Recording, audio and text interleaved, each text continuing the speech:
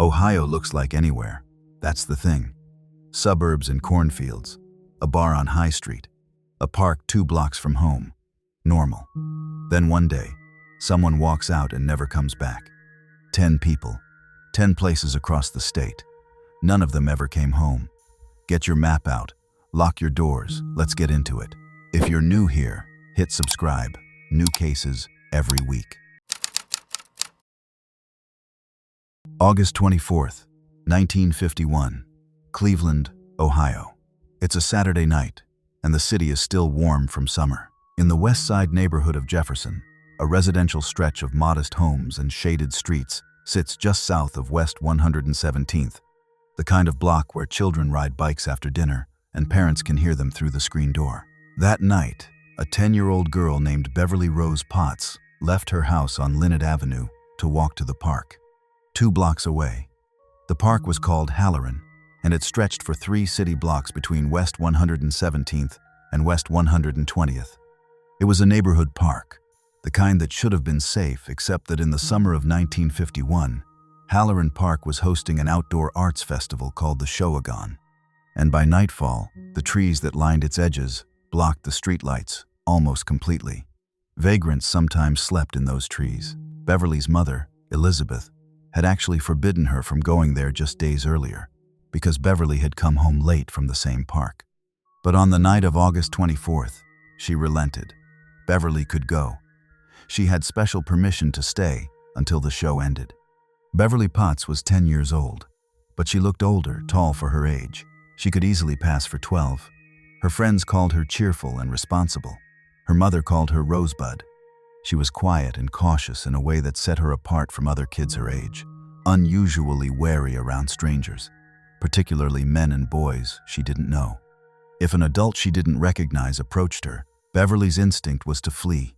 Her parents had warned her. She understood the warning. By all accounts, she followed it. She left with her friend Patsy Swing around 7 in the evening. They rode their bikes to the park, then turned around and came back, left the bikes at home and walked back to the Showagon a second time, arriving around 8 o'clock. Patsy had to be home before dark. She left Beverly at the park at approximately 8:40. Beverly stayed. Here's the critical detail. The Showagon ended sometime around 9:30, and at 9:30, a 13-year-old boy near the edge of Halloran Park saw a girl matching Beverly's description walking diagonally across the grass, heading northeast.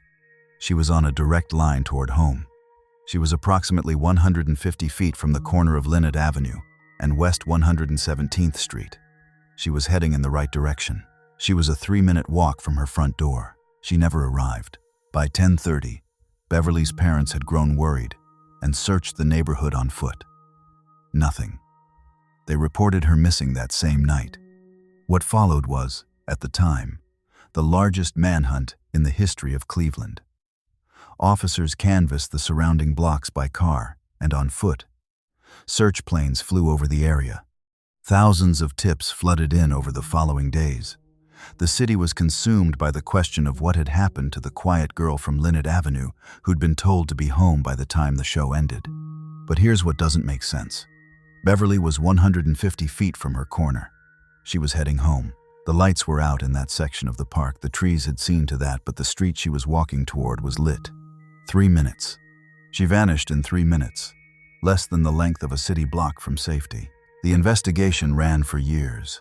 Suspects emerged and dissolved. In December of 1955, a drifter named Buddy Rush confessed to the murder while under arrest in Los Angeles for public intoxication, claiming he had killed a girl at a puppet event near his old Cleveland neighborhood and buried her under a bridge spanning the Rocky River. Investigators extradited him and immediately found the cracks in his story. He described his victim as 12 years old, with brown shoulder-length hair and glasses. Said the crime happened in July of 1952. Beverly was 10, had dark blonde bobbed hair, no glasses, and disappeared in August of 1951. Rush recanted within hours of arriving in Cleveland. He'd confessed, he said, because he wanted a free ride back home. 2 months after Beverly disappeared, a man called the family and demanded $25,000 for her return. He turned out to be an opportunist, not a kidnapper. He pleaded guilty to extortion and blackmail and went to the Ohio State Penitentiary. The case didn't go cold, it went quiet in a different way. In 1980, a retired Cleveland detective publicly claimed the case had actually been solved 6 years earlier, in 1974. He named no names. And here's the thing about that. The original investigation files had been removed from the Beverly Potts case archive during a 1980 inquiry into the unrelated kidnapping and murder of an 8-year-old girl named Tiffany Papesh. The files were never returned. Almost all original records pertaining to the Beverly Potts investigation are now gone. What the detective knew in 1974 and what evidence supported it is officially unknown. In 2000, a series of letters began arriving at the Cleveland Plain dealer. The writer claimed to be dying, elderly, and responsible for Beverly's disappearance. He described what he had done and promised to surrender to authorities on August 24, 2001, the 50th anniversary of her disappearance. When that date approached, a final letter arrived. He couldn't come in, he wrote. He had to go into a nursing home. Investigators confirmed all 3 letters were written by the same hand and that the author was likely an elderly, infirm man. Many detectives who reviewed the letters believed they were genuine. The identity of the letter writer has never been established. There was also a witness, unconfirmed, who reported seeing Beverly near a parked car, speaking with 2 young men seated inside it. No one saw her get in. That witness has never been publicly named or fully verified. Now this is where the case turns dark in a way that persists. The one detail that never changes is Beverly's caution. She was the child who fled from unknown men. She was the child who had been warned. Whatever or whoever pulled her from that park in 3 minutes had found a way past a defense that everyone who knew her said was iron. Her mother, Elizabeth, never recovered. She died in March of 1956, 5 years later. Beverly's sister Anita continued searching for answers for the rest of her own life until she passed away in August of 2006. The park at West 117th is still there. The corner of Linnet Avenue still exists. Beverly Potts does not. And the next case, not many miles from Cleveland, and not many years later, is stranger in a different way. Because that girl vanished from a park, but this one vanished from inside a building. From a locked room, on a lit campus, in the middle of a Sunday night, leaving everything he owned behind. The lights were still on. The radio was still playing. His textbook was still open on the desk. His name was Ronald Henry Tamman Jr. He was 19 years old. He was the kind of college student that parents tell other parents about: a resident advisor in his dorm, a varsity wrestler, a musician who played string bass in the campus Owls, the university dance band, a business major on the dean's list, a member of Delta Tau, Delta fraternity. Everyone who knew him used the same words: patient, kind, driven. He had grown up in Maple Heights, Ohio, the second oldest of 5 children, and he had worked jobs since childhood, delivering newspapers, caddying at a country club, setting pins at a bowling alley. Ronald Tamman was not the kind of person who walked away from things. It was April 19th, 1953, a Sunday. The building where he lived, Fisher Hall at Miami University in Oxford, Ohio, was not always what it appeared. Before the university acquired it, it had been the Oxford Retreat, a Victorian-era asylum for the mentally ill. Students who lived there occasionally found old straitjackets left in storage. The building had a weight to it. Tamman had spent the day the way he usually spent Sundays: church in the morning, lunch at the student union. He'd had a normal Saturday too. ROTC drill, newspaper layout work, a band performance at a campus carnival, a late-night bull session at the fraternity house with his brother Richard. On Sunday evening, somewhere around 8 o'clock, he went to the hall manager's office with an unusual complaint.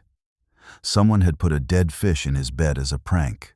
He collected clean sheets, returned to room 225, remade his bed, and sat down at his desk to study psychology. Textbook open, radio on, lights on. 30 minutes later, around 8:30, his roommate would later report that Tamman apparently heard something out in the hallway. He went to investigate. He never came back. His roommate, Chuck Findley, returned to room 225 at 10 o'clock. Tamman wasn't there. Findlay assumed he was spending the night at the fraternity house that was normal enough. He didn't report Tamman missing until the following day, when it became clear that no one had seen him. What was left in that room is the part of this case that never stops being strange. His wallet, his car keys, his class ring, his watch, his identification, his personal clothing, his toothbrush, his textbook, still open on the desk, his radio, still on, the lights, still burning, his 1938 gold Chevrolet sedan, still parked in the campus lot. Ronald Tamman walked out of his room with nothing. No coat, despite the fact that it had begun to snow that night. Here's the critical detail that didn't surface until later. A woman named Clara Spivey, who lived in a small town called 7 Mile, Ohio, roughly 9 miles from campus, reported that a young man had knocked on her door in the early morning hours of April 20th. He was dazed. He had a streak of dirt on his face. He asked for directions to the nearest bus stop. When she asked his name, he could not tell her. He did not know it. She helped him, and he left. She did not connect this encounter to the missing student at Miami University until a week later, when she saw Tamman's photograph in the newspaper. By then, the trail was a week old. 400 Air Force ROTC members searched the campus and the surrounding rural countryside. The FBI got involved. Bus terminals, rail stations, and airports in the region were checked. The search turned up nothing. Fisher Hall was demolished in 1978. When the building came down, investigators conducted an extensive search of the rubble, every broken wall, every basement cavity, every crawl space the old asylum had left behind. They found nothing. No remains, no trace of Ronald Tamman. But the strange details of this case don't stop with the empty room. They keep accumulating, and each one is stranger than the last. 5 months before he disappeared, exactly 5 months to the day, Ronald Tamman had made an unusual visit. He drove to the Butler County Coroner's office in Hamilton, Ohio, and asked to have his blood type determined. Not a doctor's office, not the University Health Center. The county coroner, the coroner who handled this request, would later say, in 35 years of practice, Ronald Tamman was the only person who had ever walked into his office with that specific request. No one has ever been able to explain why Tamman needed his blood typed, why he chose the coroner's office to do it, or what he did with the information afterward. The reason is officially unknown. Now this is where the case turns dark in a way that goes beyond a simple disappearance. Researcher Jennifer Wenger spent 9 years investigating what happened to Tamman, and she uncovered something that has never been officially explained. A check written from Champion Paper and Fiber, a major industrial company, had been made out to Ronald Tamman shortly before he vanished. The purpose of that payment is unknown. What connection a 19-year-old sophomore had to a major paper company is unknown. What Tamman did with the money, if he received it, is unknown. There is also the matter of his psychology professor, Dr. St. Clair Switzer. Switzer allegedly had connections to government-adjacent research during the early Cold War period. Wenger concluded, after years of investigation, that Tamman may have been recruited or coerced into some form of government program, possibly CIA-related, through his professor. She notes that the FBI destroyed Tamman's fingerprint records in 2002. Under federal regulations, fingerprint records are discarded 7 years after a person's confirmed death. If that timeline holds, it would suggest the FBI believed Ronald Tamman died somewhere around 1995, 42 years after he walked out of room 225. That is not confirmation of anything. It is not proof. It is a procedure and a timeline and a question that has no answer. What is confirmed?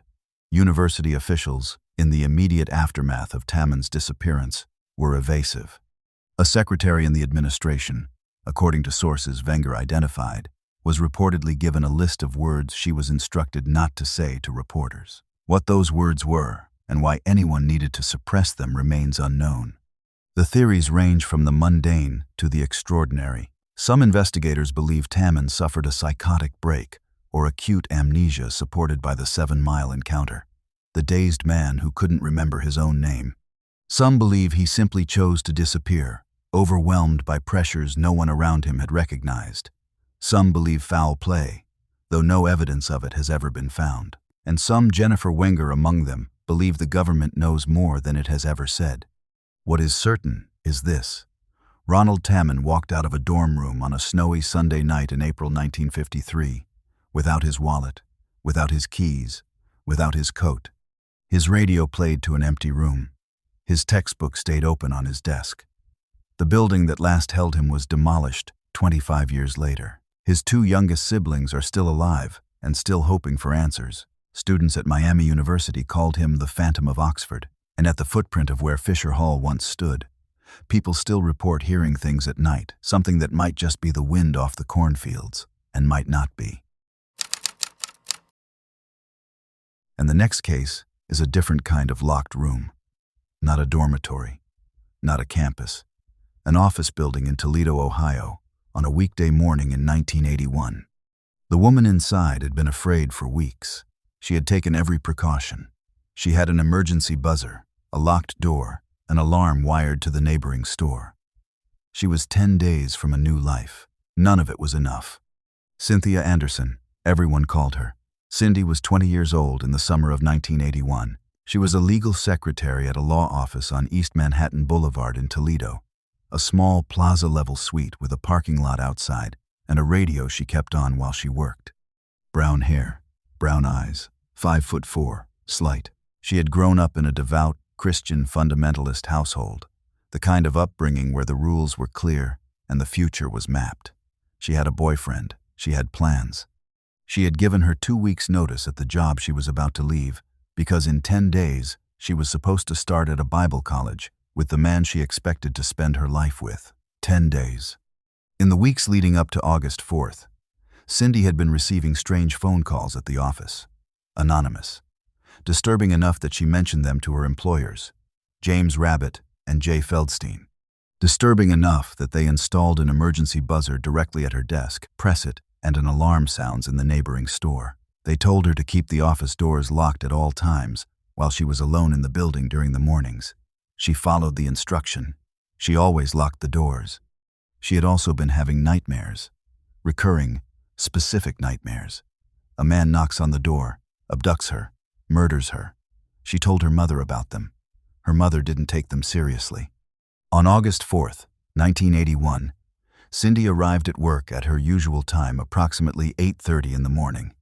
She was alone, as she always was in the mornings. She locked the doors.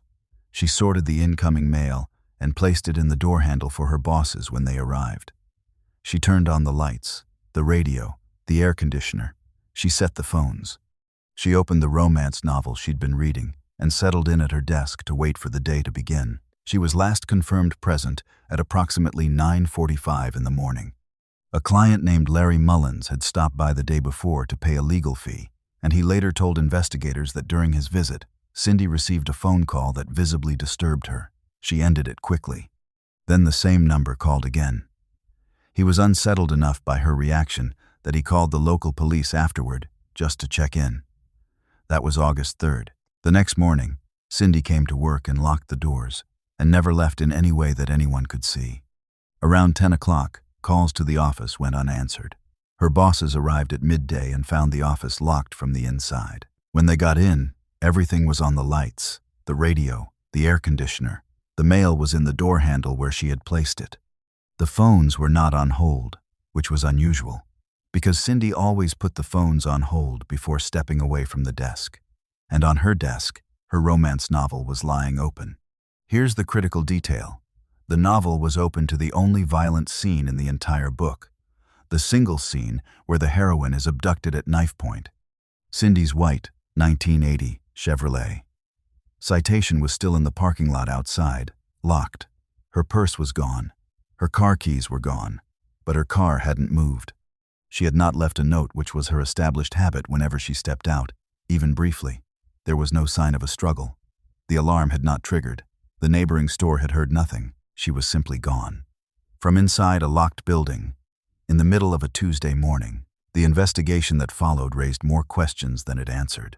In September of 1981, 1 month after Cindy vanished, detectives received an anonymous phone call. A woman. She was whispering. She sounded terrified. She told them that Cindy Anderson was being held in the basement of a White House. She said the parents were out of town and that the son of the family was the one holding her. She kept saying she was scared. She hung up. She called back. She hung up again before investigators could get a location from her. A search of Toledo turned up nothing. The woman was never identified.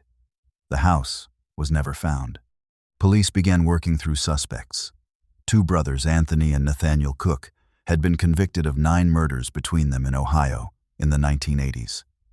Both were questioned about Cindy. Both denied any involvement. Neither was ever officially cleared. Then there was Richard Neller. Neller had worked as an attorney at the same law firm where Cindy was employed. The theory that emerged, and it is a theory only, unproven, is that Cindy may have overheard something she wasn't supposed to hear. A conversation between Neller and a convicted drug dealer named Jose Rodriguez Jr. At Rodriguez's 1995 federal trial, an informant testified that Rodriguez had confessed to Cindy Anderson's murder and claimed to know where her body was located. The testimony was ultimately deemed unreliable by the court, but the claim existed, and it has never been definitively disproven.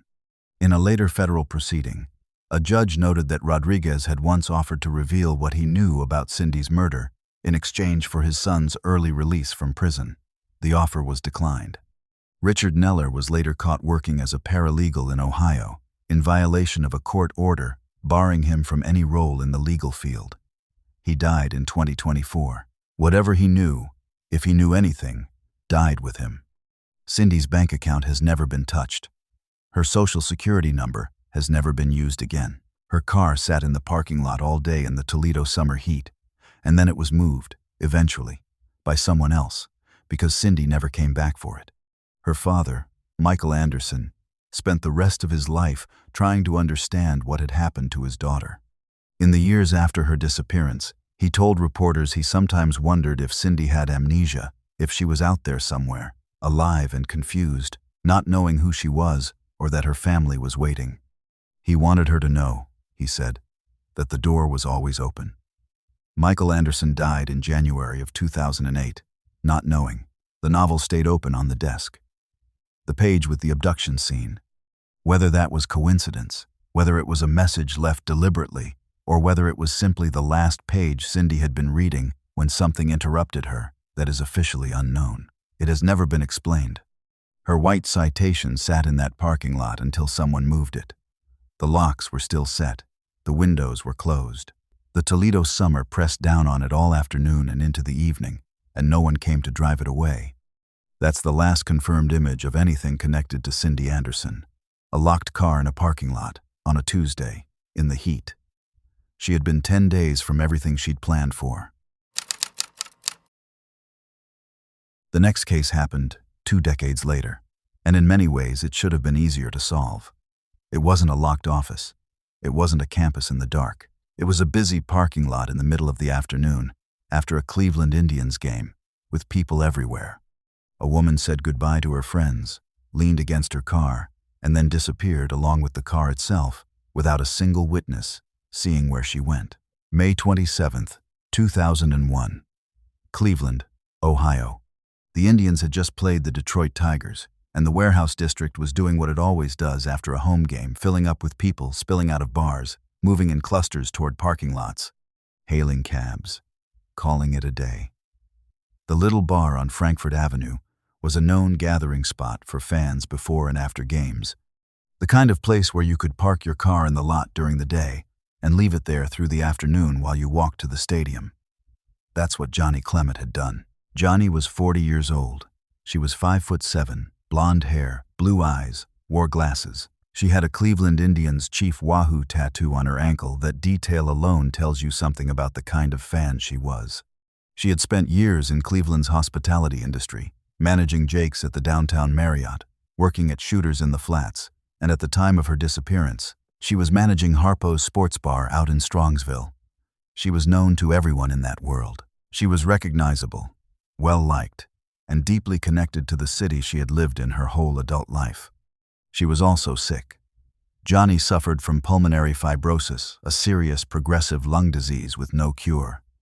It was the kind of condition that required daily medication and careful management. She knew this.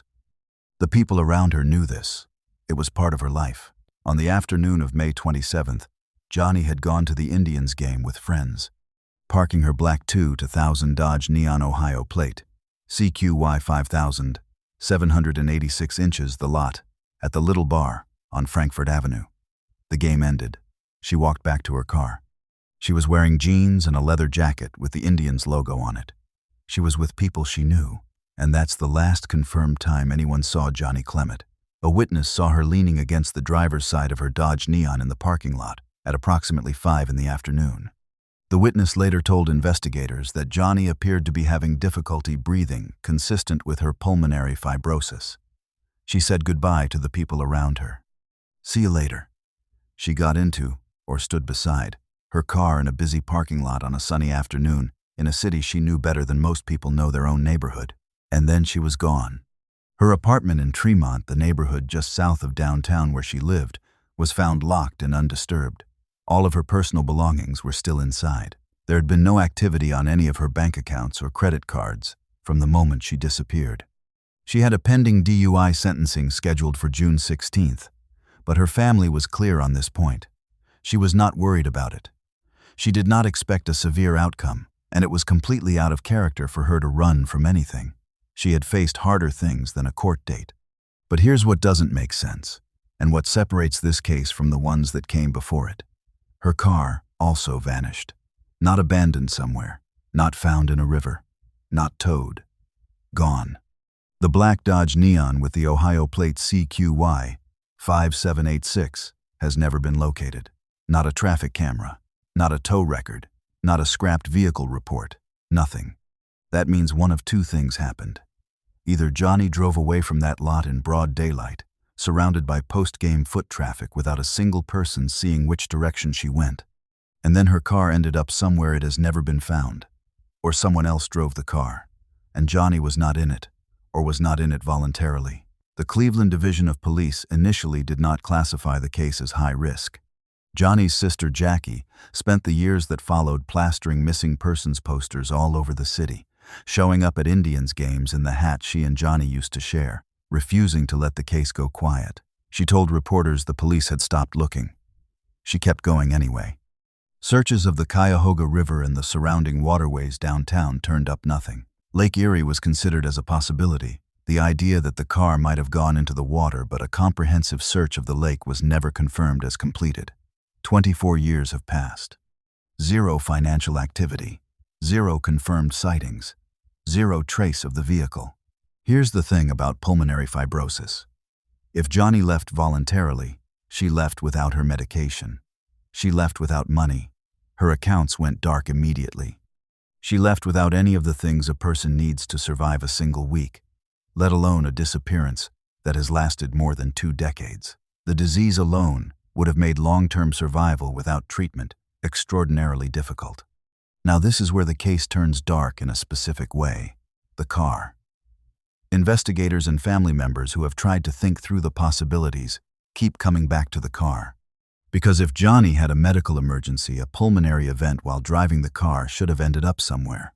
In the water, on the shoulder of a road, crashed into something. Cars don't simply vanish, and yet that is exactly what this one did. Jackie Clement still wears her sister's Indians hat to games. She has done it for over 20 years. She told a reporter once, "I try to keep my hopes up. It's day by day. That's all I can say. It's day by day." The case is listed as cold. The parking lot on Frankfurt Avenue looks like any other parking lot now. The little bar has changed names and changed hands. The stadium itself has been renamed. The city has moved on in the way cities do. Johnny Clement has not been found. If you're still watching and you haven't subscribed yet, hit the button. New cases every week, and none of them are easy to shake. The next case is the one that gets people the most, because it has a detail that should make it solvable and somehow makes it more impossible instead. A young man walked into a bar on camera. The camera caught him going in. No camera caught him coming out. The bar had almost no exits, and the man has not been seen or heard from in 20 years. His name was Brian Schaefer. He was 27 years old, a second-year medical student at Ohio State University, and on the night of March 31st, 2006, He went bar hopping with a friend to celebrate the start of spring break. 3 weeks earlier, his mother had died. He had a girlfriend he was expected to propose to on an upcoming trip to Miami. He had everything ahead of him, and by all accounts he knew it. Brian was from Pickerington, Ohio, a suburb east of Columbus. 6'2", brown hair, hazel eyes. He had a Pearl Jam tattoo on his right arm and, his friends said, an infectious laugh and a stubborn streak. He loved music more than medicine. Truth be told, he'd talked about leaving school, starting a band, living somewhere warm and uncomplicated, but he hadn't left. He was still there, still studying, still planning a future that included a ring and a beach and the woman he loved. His mother, Renee, died of myelodysplasia in early March of 2006. Brian appeared to be handling the grief, at least from the outside. His friends said he didn't seem depressed. His father, Randy, took him out to dinner at an Outback Steakhouse in Reynoldsburg on the evening of March 31st, and later said Brian seemed exhausted, the kind of tired that comes from cramming for exams all week, but otherwise fine. After dinner, Brian met up with his friend and former roommate, William, Clint, Florence. They started the night at the Ugly Tuna Saloona, a bar inside the South Campus Gateway complex at 1546 North High Street in Columbus. At 10 in the evening, Brian called his girlfriend, Alexis Wagoner. She had gone home to Toledo to visit her family before the two of them were supposed to leave for Miami together on Monday morning. He told her he loved her. He said he'd see her soon. Then he kept drinking with Florence, and the two of them moved through the Arena District in the short north, picking up Florence's friend Meredith Reed along the way. Sometime around 1:15 in the morning of April 1st, the three of them returned to the Ugly Tuna Saloona. Florence and Reed went in. Brian followed. Here's the critical detail, and it's the detail that has haunted this case for 20 years. The Ugly Tuna Saloona had one public entrance. It had one service exit, which led out to an active construction site, and then to the street, an exit that Columbus police described at the time as heavily under construction and difficult to navigate even sober. And it had security cameras covering the exits. At approximately 1:55 in the morning, a security camera outside the second-floor entrance captured Brian Schaefer standing outside the bar. He was talking with two women he had met earlier that night, Brighton Zatko and Amber Ruick. They chatted casually for a few minutes. Then Brian turned back toward the bar entrance and walked out of frame. No camera recorded him leaving the building. Not through the front. Not through the service exit. Not anywhere. When the bar closed at 2 in the morning, Clint Florence waited outside at the bottom of the escalator, expecting Brian to come down with the rest of the crowd. He never appeared. Florence and Reed weren't immediately alarmed. It was late, people were leaving in all directions, and they assumed Brian had simply headed home. It was the kind of assumption you make at 2 in the morning when you're tired and it has been a long night. The next day, Brian didn't answer his phone. The day after that, he still didn't answer. On Monday morning, the day he and Alexis were supposed to fly to Miami, she drove to his apartment. He wasn't there. The apartment was undisturbed. There was no note. His phone went straight to voicemail. He had never come home. Alexis and Randy Schaefer reported Brian missing. Columbus police launched an investigation immediately. Up to 50 officers were involved in the initial search. More than 100 people were interviewed. The Gateway building and surrounding area were searched. A detective named John Hurst, who would spend the next nearly 2 decades on the case, reviewed every frame of security footage the building had. He later told a missing persons advocate named Lori Davis that he was 100% certain every person who had entered the Ugly Tuna Saloona that night had been seen leaving on camera. Every person except Brian Schaefer. Randy Schaefer, Brian's father, who had lost his wife just 3 weeks before his son disappeared, spent his remaining years searching the Olentangy River banks in waders, looking near the bridges, looking anywhere. Randy was killed by a falling tree during a windstorm at his home in Baltimore, Ohio, in September 2008. He never found Brian. The investigation into Brian Schaefer's disappearance never officially closed, but it changed shape over the years, widening, contracting, reopening, going cold, heating up again with a new tip that turned into nothing. That is the pattern of this case, and it has repeated itself for 2 decades. In the early days, The focus was on the building itself. Detectives considered every possible way Brian could have left the ugly tuna saloon without appearing on camera. The service exit was the only realistic candidate. It was a door that opened onto a construction corridor connected to the larger gateway complex, and from there, theoretically, to the street. The problem was the state of the site at the time, actively under construction, dark, complicated, the kind of environment that requires effort and intention to navigate. Columbus police described it as difficult to exit, even while sober. Whether Brian was sober enough at that point to have managed it is unknown. Whether he went that way at all is unknown. No camera on the construction site or the adjacent street captured him. Here's what doesn't make sense about the voluntary departure theory. Beyond the practical obstacles of the exit, Brian had a flight to Miami booked for Monday morning. He had a girlfriend who was waiting for him. He had a father who had just buried his wife and now had only Brian left at home. He had a life, and it was specific and connected and full of things that didn't suggest a man who was about to walk away from all of it on a Friday night. And yet there are details that pull in the other direction. In the weeks before he disappeared, Brian had reportedly told Alexis that he sometimes wanted to just run away, leave med school, start a band, live somewhere tropical and forget the rest of it. He had asked her, in at least one account, if she would run away with him. She had said no. Friends described these as the musings of someone overwhelmed by grief and exhaustion. Not a concrete plan, but they existed, and they have never been easy to dismiss. His friend Clint Florence, the person who was with Brian for most of that night, refused to take a polygraph test when investigators asked.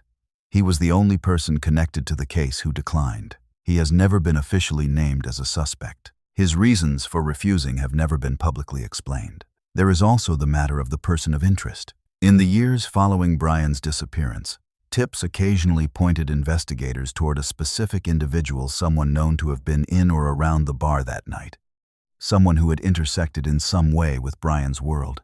This person has never been publicly identified. But when a missing persons advocate named Kelly Coconor mentioned the person's name to a Columbus detective in the years after 2020, the detective's reaction was reportedly one of visible shock that she knew the name at all. He told her the individual had been on the department's radar since 2006. In 2020, when a new detective took over the case, the same name surfaced again. A basement on Lane Avenue near campus was reportedly excavated in connection with the investigation. Nothing was publicly confirmed as a result. The ugly tuna saloon closed years ago. The Gateway complex at 1546 North High Street still stands, but the bar that occupied part of it is gone. The escalators, the second-floor entrance, the security camera position that captured Brian's last known image, all of it reorganized and repurposed into something else. Detective John Hurst retired from the Columbus Division of Police, but never stopped thinking about the case. In 2026, on the 20th anniversary of Brian's disappearance, he told reporters, "It's that one case that has stuck with me. I think about it every day. My theory at this point is he's probably deceased. It was probably foul play." He also said this, "Until somebody comes forward that knows something, and I believe somebody knows something out there, it's not going to get solved. I just hope I'm around long enough to see it." Brian's brother Derek is the only immediate family member still living. He issued a statement on the 20th anniversary. "There isn't a day that goes by that I don't think about my brother. Every day I wish we had answers.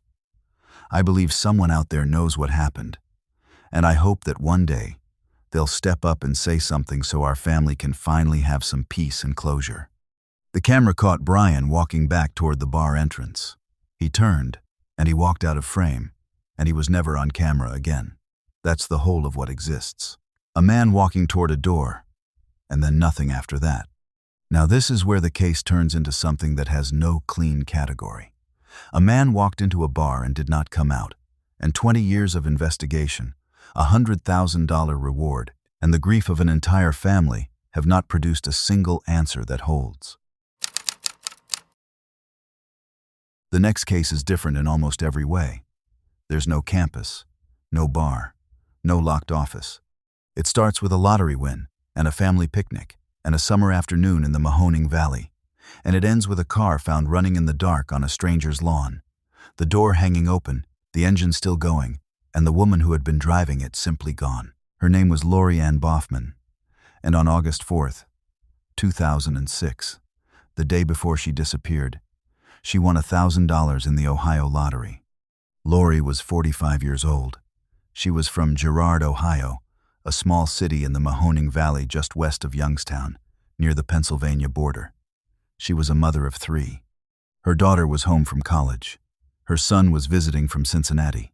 She wore her black hair in dreadlocks, wore glasses, stood 5'8". She was diabetic and was still adjusting to new prescription medications at the time of her disappearance, a detail that becomes important later. She was described by everyone who knew her as warm, loving, and deeply devoted to her children. The night after she won the lottery, Lori was in a celebratory mood. At 4 in the morning on August 5th, she visited the Giant Eagle grocery store on Belmont Avenue with an unidentified male and placed a $500 order for food enough for a large party. Her daughter was home. There was a cookout planned at Mill Creek Park in Youngstown for later that day. She was excited. She told the grocery store employee she would come back the next day to pay the rest of what she owed and pick up the food. She never did. The family gathered at Mill Creek Park on the afternoon of August 5th for the cookout. Afterward, Lori drove a friend home to drop off leftovers from the party.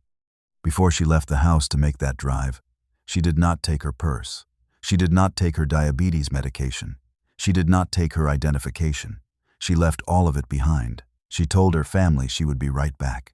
At approximately 6:30 in the evening, she was seen leaving her residence on Holly Drive in Girard. A friend was in the car with her. Lori was driving fast and erratically badly enough that the friend asked to be let out. Lori stopped. The friend got out and walked away. Lori drove on alone. That friend told investigators that Lori appeared to be in a bad mood and was showing what they called unstable behavior. That is the last confirmed sighting of Lori Ann Boffman. Hours passed. Then, at 3 in the morning on August 6th, Youngstown police received a call about a crash. Officers arrived at the scene at 3:12. They found Lori's blue 1992 Mercury Sable on North Jackson Street, near Oak Street, on the east side of Youngstown, a neighborhood more than 10 miles from Girard, in a direction that made no obvious sense given where Lori had said she was going. The car had left the road off Himrod Avenue and traveled through the backyards of several homes, striking a swing set before coming to rest in a driveway between 2 houses. Here's the critical detail. The keys were in the ignition. The engine was still running. The door was open. Inside the car, officers found Lori's glasses, her keychain, and some personal documents. There was no sign of Lori anywhere at or near the scene. Neighbors in the area reported hearing sounds a crash, noise from somewhere outside around 3 in the morning. None of them came out to look. Cadaver dogs were brought in to search the area around the car and the nearby Lincoln Park. Nothing was found. The family reported Lori missing to the Liberty Township Police on August 7th, at which point detectives discovered the car had already been towed from the scene by Youngstown. The chain of custody and the initial response had created a gap in the investigation before it had properly begun. Lori's bank account was never touched after August 5th. Her medication, which she needed daily to manage her diabetes, sat at home on Holly Drive. The $500 grocery order she had been so excited about, the food for the party for her daughter and her son, was never paid for and never picked up. The impossible gap here is a specific and practical one. Youngstown is more than 10 miles east of Girard. The route Lori took to get there passes through neighborhoods she had no stated reason to be in that night. The car traveled through residential backyards, not a controlled crash into a barrier, but an extended, chaotic path through private property in the dark. And when the car finally stopped, the door was already open, which means Lori had either gotten out while the car was still moving, or she got out the moment it stopped, and she walked into the dark at 3 in the morning without her glasses, without her medication, without her purse, without any way to identify herself. If she was disoriented, and the erratic driving, the bad mood, the unstable behavior her companion described, all suggest she may have been then. The new medications for her diabetes are a relevant consideration. Certain medications, particularly those that affect blood sugar, can cause confusion, altered behavior, and impaired judgment when not yet correctly calibrated. That is not a diagnosis. It is not confirmed, but it is a plausible thread, and investigators noted it. In 2024, the Youngstown and Liberty Township Police Departments quietly reopened the case. The trigger was almost accidental. An officer working an unrelated cold case mentioned Boffman's name to a woman he was interviewing, and her reaction made him think the case warranted another look. A joint investigation began. As of now, it is listed as ongoing. No arrests, no confirmed explanation. The engine was still running when the officers arrived. The door was open. Neighbors had heard the crash and gone back to sleep. Lori Boffman has never been found. The next case is the youngest victim on this list. She was 14 years old. She lived on the east side of Cleveland, and she disappeared on a July afternoon in 2007, in the kind of neighborhood where 14-year-olds disappear, and the searches don't always reach the front page. Ashley Summers was 14 years old on July 9, 2007, when she disappeared from the east side of Cleveland. She was the kind of girl her family described as spirited and close, not a runaway personality, not a kid who kept secrets or stayed out late without calling. She had people who knew where she was and who paid attention to whether she came home. Cleveland's east side in 2007 was a neighborhood under pressure. The city was 4 years out from the worst of its economic contraction, and the neighborhoods closest to the old industrial corridors were carrying it. Families stayed because they had nowhere else to go, or because the roots ran too deep to pull. Children grew up in blocks where everyone knew each other, which could mean safety, and sometimes meant the opposite. Ashley was reported missing by her family the same day she vanished, July 9, 2007. The report was immediate, which tells you something about the household. These were people who noticed, who tracked, who raised an alarm the same day their 14-year-old didn't come back. The Cleveland Division of Police opened an investigation. The National Center for Missing and Exploited Children added her to the national database. Age progression imagery was eventually developed and released to the public, and that is approximately where the public record of Ashley Summers ends. Here's what doesn't make sense about the documentation of this case. The details available through official channels are sparse, in a way that doesn't fit a 14-year-old reported missing by her own family with immediate urgency. Location: East Side, Cleveland. Date: July 9, 2007. Reporting party: her family. Status: open. The Ohio Attorney General's office maintains her listing. The NCMEC maintains her file. Beyond that, the confirmed public record is thin, in a way that suggests either ongoing investigative sensitivity or the kind of institutional quietness that sometimes settles around cases from neighborhoods that don't generate sustained media coverage. What is confirmed is this: Ashley Summers has not been found. Her case remains open. Whatever happened to a 14-year-old girl on a July afternoon in Cleveland 17 years ago has not been resolved, explained, or closed. Now this is where the weight of a list like this becomes something specific. Beverly Potts was 10 years old in 1951. Ashley Summers was 14 in 2007. 56 years separate those two cases, and the through line is the same: a young girl in a city she knew, on a day that should have been ordinary, and then nothing. The cases that involve children carry a particular kind of dread, because the gap between what was and what should have been is the sharpest possible version of that gap. Ashley Summers should be in her 30s now. She should have a life that nobody on this list knows about, full of things that have nothing to do with what happened on July 9th. The Ohio AG's office tip line for her case is 614-645-4545. It has been open for 17 years.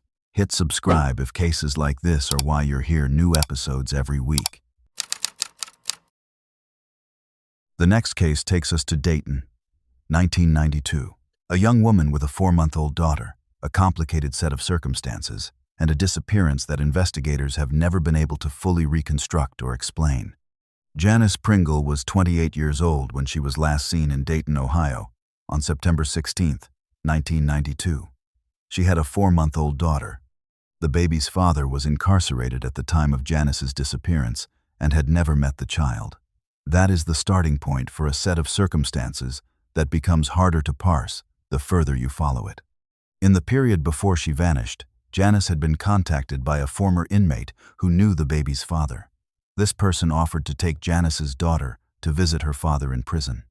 The nature of that offer, whether Janis accepted it, what interaction she had with this person, and what happened in the days and hours around September 16th, is not fully established in the public record. What is known is that Janis Pringle was seen for the last time on that date, in Dayton, and was never seen or heard from again. Here's the critical detail about why this case carries its own specific dread. A woman with a 4-month-old baby has a reason to be present in the world that supersedes almost anything else. The bond between a mother and an infant that young is not something a person walks away from without leaving a trace, without a call, without a sighting, without the baby's needs creating some gravitational pull toward contact. The absence of any such contact, over any of the years that followed, is not something that fits a voluntary departure. The Dayton Police Department investigated. The Ohio Attorney General's office maintains the case in their cold case database. There is also a separate homicide, a man named Napier, that occurred in proximity to the timeline of Janis's disappearance. Investigators have never publicly confirmed or denied whether they believe the two incidents are connected. Law enforcement has released very little about this aspect of the case, and the reasons for that restraint are officially unexplained. What is confirmed? Janis Pringle was 28 years old. She had a baby daughter who was 4 months old. She was last seen in Dayton on September 16, 1992. She was never seen again. Her daughter grew up. She grew up without her mother and without answers about what happened to her, and today she would be in her early 30s. The Dayton Police Department tip line is 937-333-1070. The case has been open for more than 30 years. There is something particular about the cases that leave children behind. Beverly Potts left her parents. Lori Boffman left 3 children. Janis Pringle left an infant. The absences are different in shape but identical in weight. Someone who was supposed to be there, who was needed, who disappeared into a gap that could never be fully filled by explanation or closure or time. The next case is geographically different from most of what we've covered. It takes us to the far northeast corner of the state, to a Lake Erie port city called Ashtabula, an old industrial town on the Pennsylvania border, connected to Interstate 90, connected to the water, the kind of city that serves as a transit point between places rather than a destination in itself. In October of 1993, a 49-year-old man named Wayne Griffith was planning a trip to Melbourne, Florida. He made arrangements. He had a destination. He had somewhere to be. He never arrived. Wayne Griffith was 49 years old, an Ashtabula resident with a distinctive tattoo of the Tasmanian devil on his right arm. He drove a gray 1984 Ford conversion van, the large, boxy kind that was common in that era, unmistakable on the road, the kind of vehicle that doesn't blend in. He had planned a trip to Melbourne, Florida, which sits on the Atlantic coast about an hour south of Orlando. He had people expecting him. In October of 1993, Wayne Griffith left Ashtabula, and neither he nor his van was ever seen or located again. No confirmed sightings. No financial trail. No contact with the people waiting for him in Florida. No vehicle report, no traffic stop, no accident record, no abandoned van found on the side of any road between Ashtabula and Melbourne, not on the Ohio stretches of Interstate 90, not on Interstate 77, not on any of the southern routes.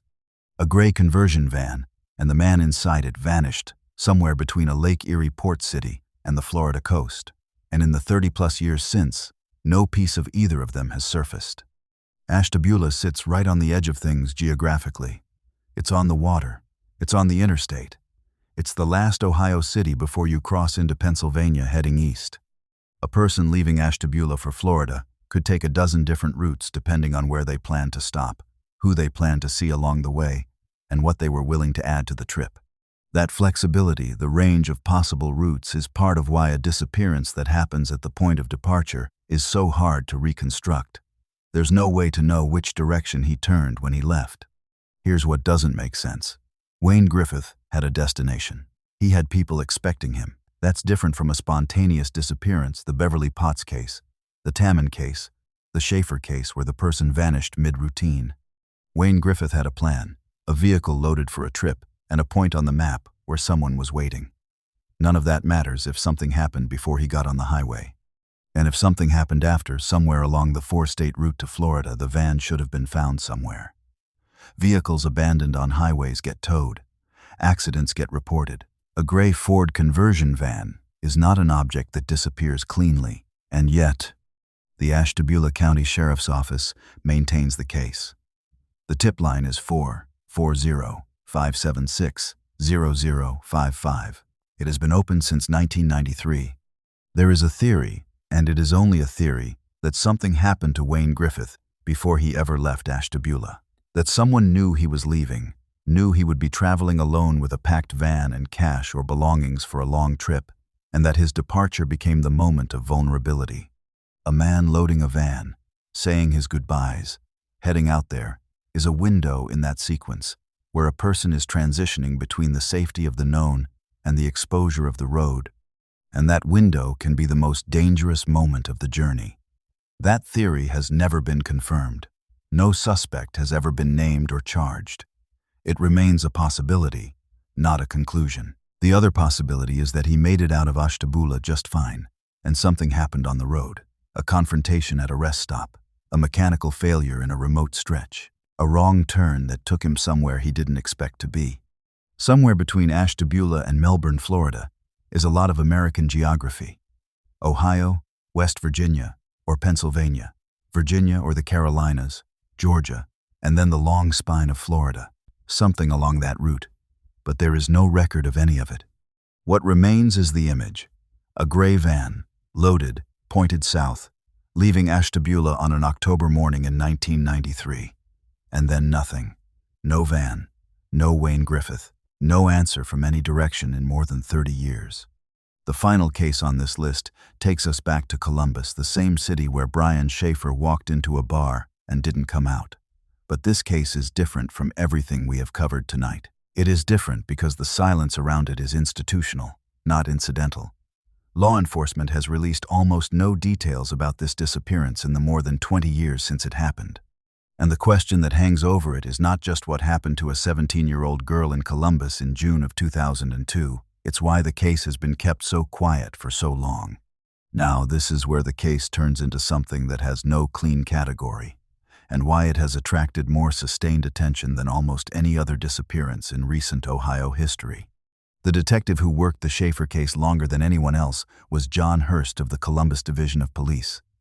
Hurst spent close to 20 years on it. He reviewed every frame of security footage the Ugly Tuna Saloon and the Gateway Complex had. He later told a missing persons advocate named Lori Davis that he had studied the footage exhaustively and was 100% certain that every other person who entered the bar that night had been captured on camera leaving. Every single one. Except Brian Schaefer.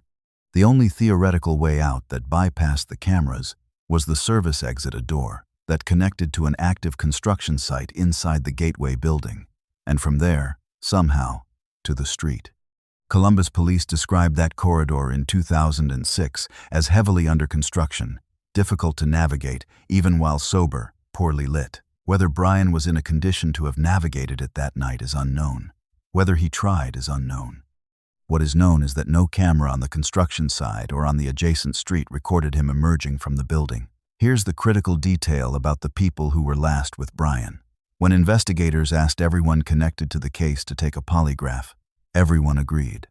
Everyone, that is, except Clint Florence, the friend who had been with Brian for the entire evening.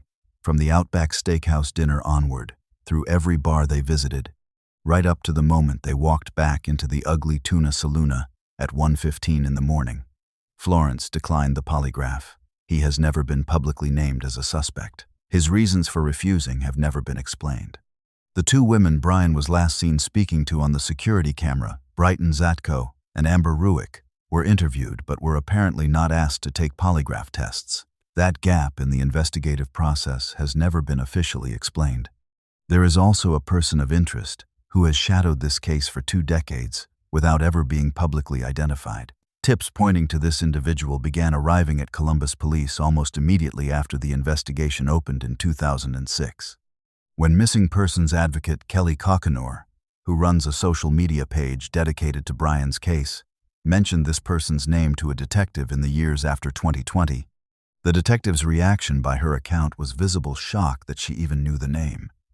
He confirmed the individual had been on the department's radar since the beginning. In 2020, when the case was assigned a new detective, the name came up again.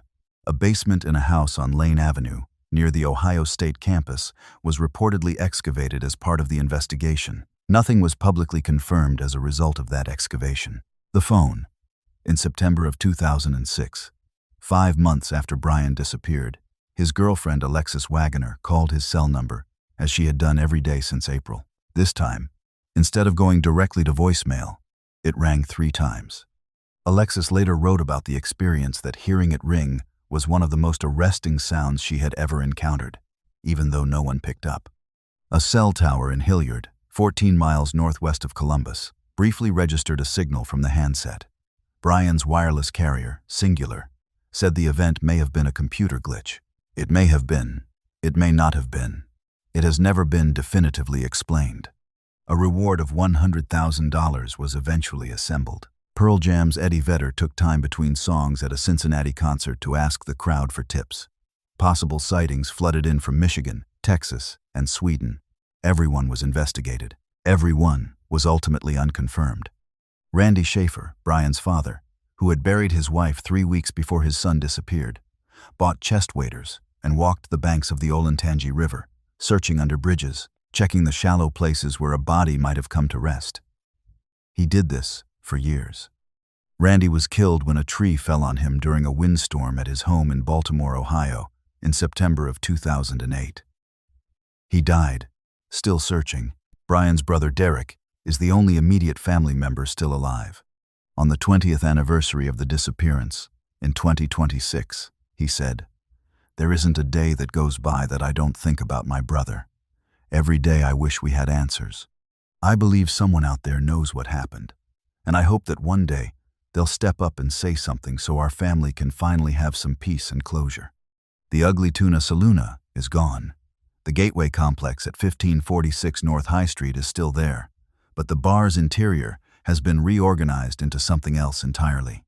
The escalator, the second-floor entrance, the camera angle that caught Brian's last image, all of it physically altered in the years since. The case remains open. Columbus police say it is periodically reviewed. No arrests have ever been made. Retired Detective John Hurst said in 2026, "My theory at this point is he's probably deceased. It was probably foul play. I just hope I'm around long enough to see it solved." And the next case is different in almost every register. Not a bar, not a campus, not a locked office or a crowded parking lot. It begins with a lottery win and a family cookout and everything going right, and it ends with a car found running on a stranger's lawn in Youngstown at 3 a.m, the door hanging open, the engine still warm, and the woman who had been driving it simply gone. Her name was Lori Ann Boffman. She was 45 years old, and the day before she vanished, August 4th, 2006, she had won $1,000 in the Ohio lottery. Lori was a mother of 3. She lived on Holly Drive in Girard, Ohio, a working-class city in the Mahoning Valley, a few miles west of Youngstown. She wore her black hair in dreadlocks, stood 5'8", wore glasses. She was diabetic and had recently been put on new medications. She was still adjusting to a fact that no investigator who looked at this case ever dismissed as irrelevant. She was warm and devoted, and not the kind of person anyone who knew her believed would walk away from her children without a word. The night after winning the lottery, Lori was in full celebration mode. At 4 a.m. on August 5th, she went to a Giant Eagle grocery store on Belmont Avenue with an unidentified male companion and placed a $500 food order, a cookout at Mill Creek Park. Her daughter was home from college. Her son was visiting from Cincinnati. People were coming. She told the store employee she'd be back the next day to pay the rest of what she owed and collect the food. She never came back for it. The family gathered at Mill Creek Park on the afternoon of August 5th, as planned. After the cookout, Lori drove a friend home to drop off leftovers. Before she got in her car to make that drive, she left her purse at home. She left her diabetes medication. She left her identification. She told her family she would be right back. At approximately 6:30 that evening, she was seen leaving Holly Drive in her blue 1992 Mercury Sable. A friend was in the car with her. Lori was driving fast, erratically. The friend grew uncomfortable enough to ask to be let out. Lori stopped. The friend got out and walked. Lori drove on alone. The friend told investigators Lori had appeared to be in a bad mood, showing what they described as unstable behavior. That is the last confirmed sighting of Lori Ann Boffman. At 3 in the morning on August 6th, Youngstown police received a call about a crash somewhere on the east side of the city.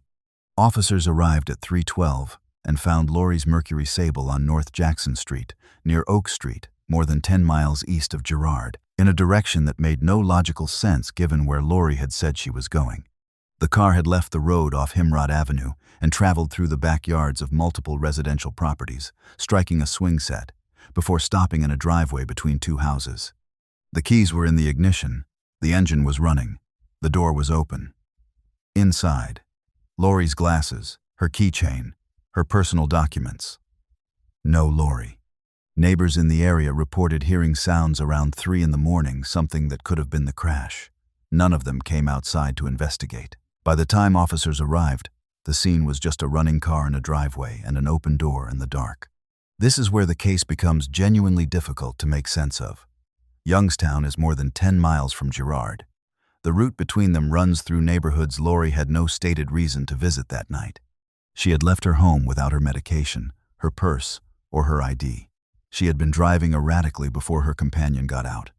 And now, sometime in the middle of the night, her car had traveled through residential backyards in an unfamiliar part of the city and stopped, and she was gone from it, without anyone seeing her leave or seeing where she went. If the new diabetes medications were causing a medical episode, altering her blood sugar, affecting her cognition and coordination, the erratic driving and the disorientation would fit. A person in a hypoglycemic state or experiencing an adverse medication reaction can behave in ways that are completely out of character, confused, agitated, impulsive. But that possibility makes the question of where she went even harder to answer. If Lori got out of that car in a disorientated state at 3 in the morning, on foot, without glasses, in an unfamiliar neighborhood in Youngstown, the search that followed should have found something. Cadaver dogs worked the area around the car in Lincoln Park. Nothing. The family reported her missing to Liberty Township Police on August 7th, by which point the car had already been towed.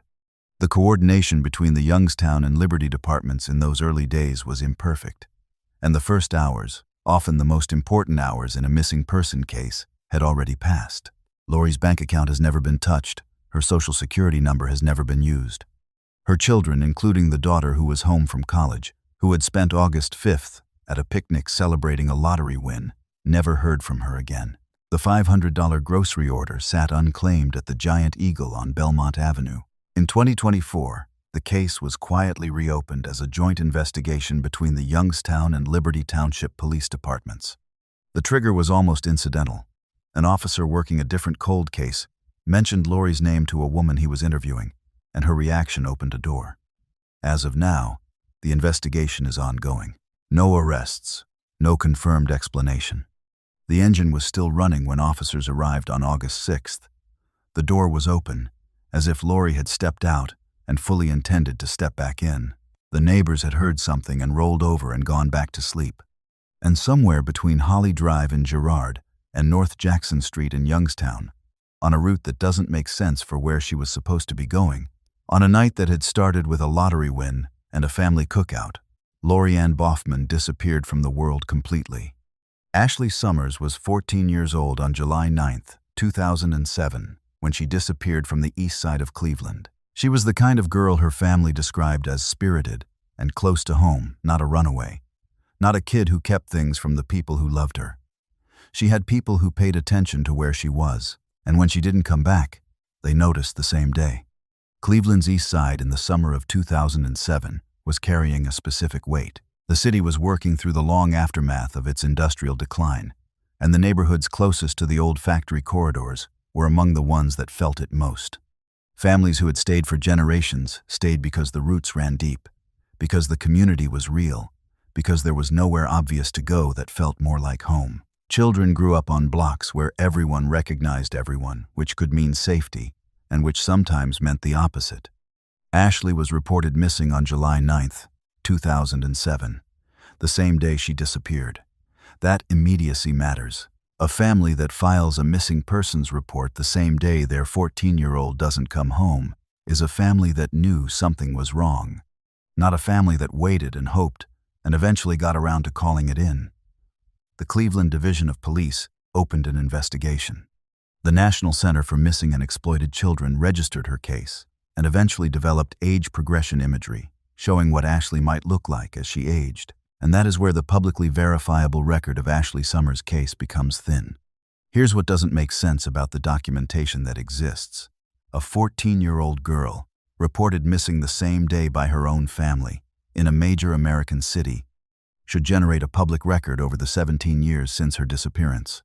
Coverage, tip lines publicized, age progression images released with context. The kind of sustained public profile that cases like this require to surface new information. The Ohio Attorney General's office maintains her listing. The NCMEC maintains her file. The Cleveland Division of Police has a tip line 216-621-1234 that is technically open for her case. What Ashley Summers' case has not generated, in the public record, is the kind of sustained profile that might bring someone forward who saw something on July 9, 2007, and hasn't yet understood that what they saw matters. That gap between what happened to a teenager and how loudly the world has responded to her absence is its own kind of injustice, separate from whatever happened to her. What is confirmed? Ashley Summers was 14. She was last seen on the east side of Cleveland on July 9, 2007. She has not been found. Her case is open. 17 years is a long time for a case involving a minor to remain unresolved with almost no public movement. Ashley Summers would be in her early 30s today. She should have a life full of things that have nothing to do with a July afternoon in 2007. The tip line is 216-621-1234. The next disappearance takes us to Dayton, a different part of Ohio, a different decade, and a different kind of impossibility. Not a teenager, a 28-year-old woman, a mother, a woman with a 4-month-old daughter who had never met her father, and a set of circumstances that circled around that fact in ways that investigators have never fully untangled. Janis Pringle was 28 years old when she was last seen in Dayton, Ohio, on September 16, 1992. Her daughter was 4 months old. The baby's father was incarcerated at the time of Janis's disappearance and had never met the child, had not been there for the birth, had not held her, did not know her face. In the period before September 16th, Janis had been contacted by a former inmate who said he knew the baby's father. He offered to take Janis's daughter to the prison so that the father could finally meet his child. That offer and whatever followed from it is where the confirmed public record begins to thin. What Janis decided about that offer, whether she made arrangements to take her daughter, what she was doing on September 16th, what happened in the hours before she was last seen. None of this has been fully established in publicly available sources. Investigators have not released a detailed timeline. The circumstances of her last confirmed sighting are not described in available public reporting with any specificity. What is known? Janis Pringle was seen for the last time on September 16, 1992, in Dayton. She was never seen or heard from again. Here's the critical detail about why the voluntary departure theory doesn't survive basic scrutiny.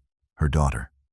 A 4-month-old infant is not someone you leave behind, not without a plan, not without arrangements, not without contact in the days and weeks that follow.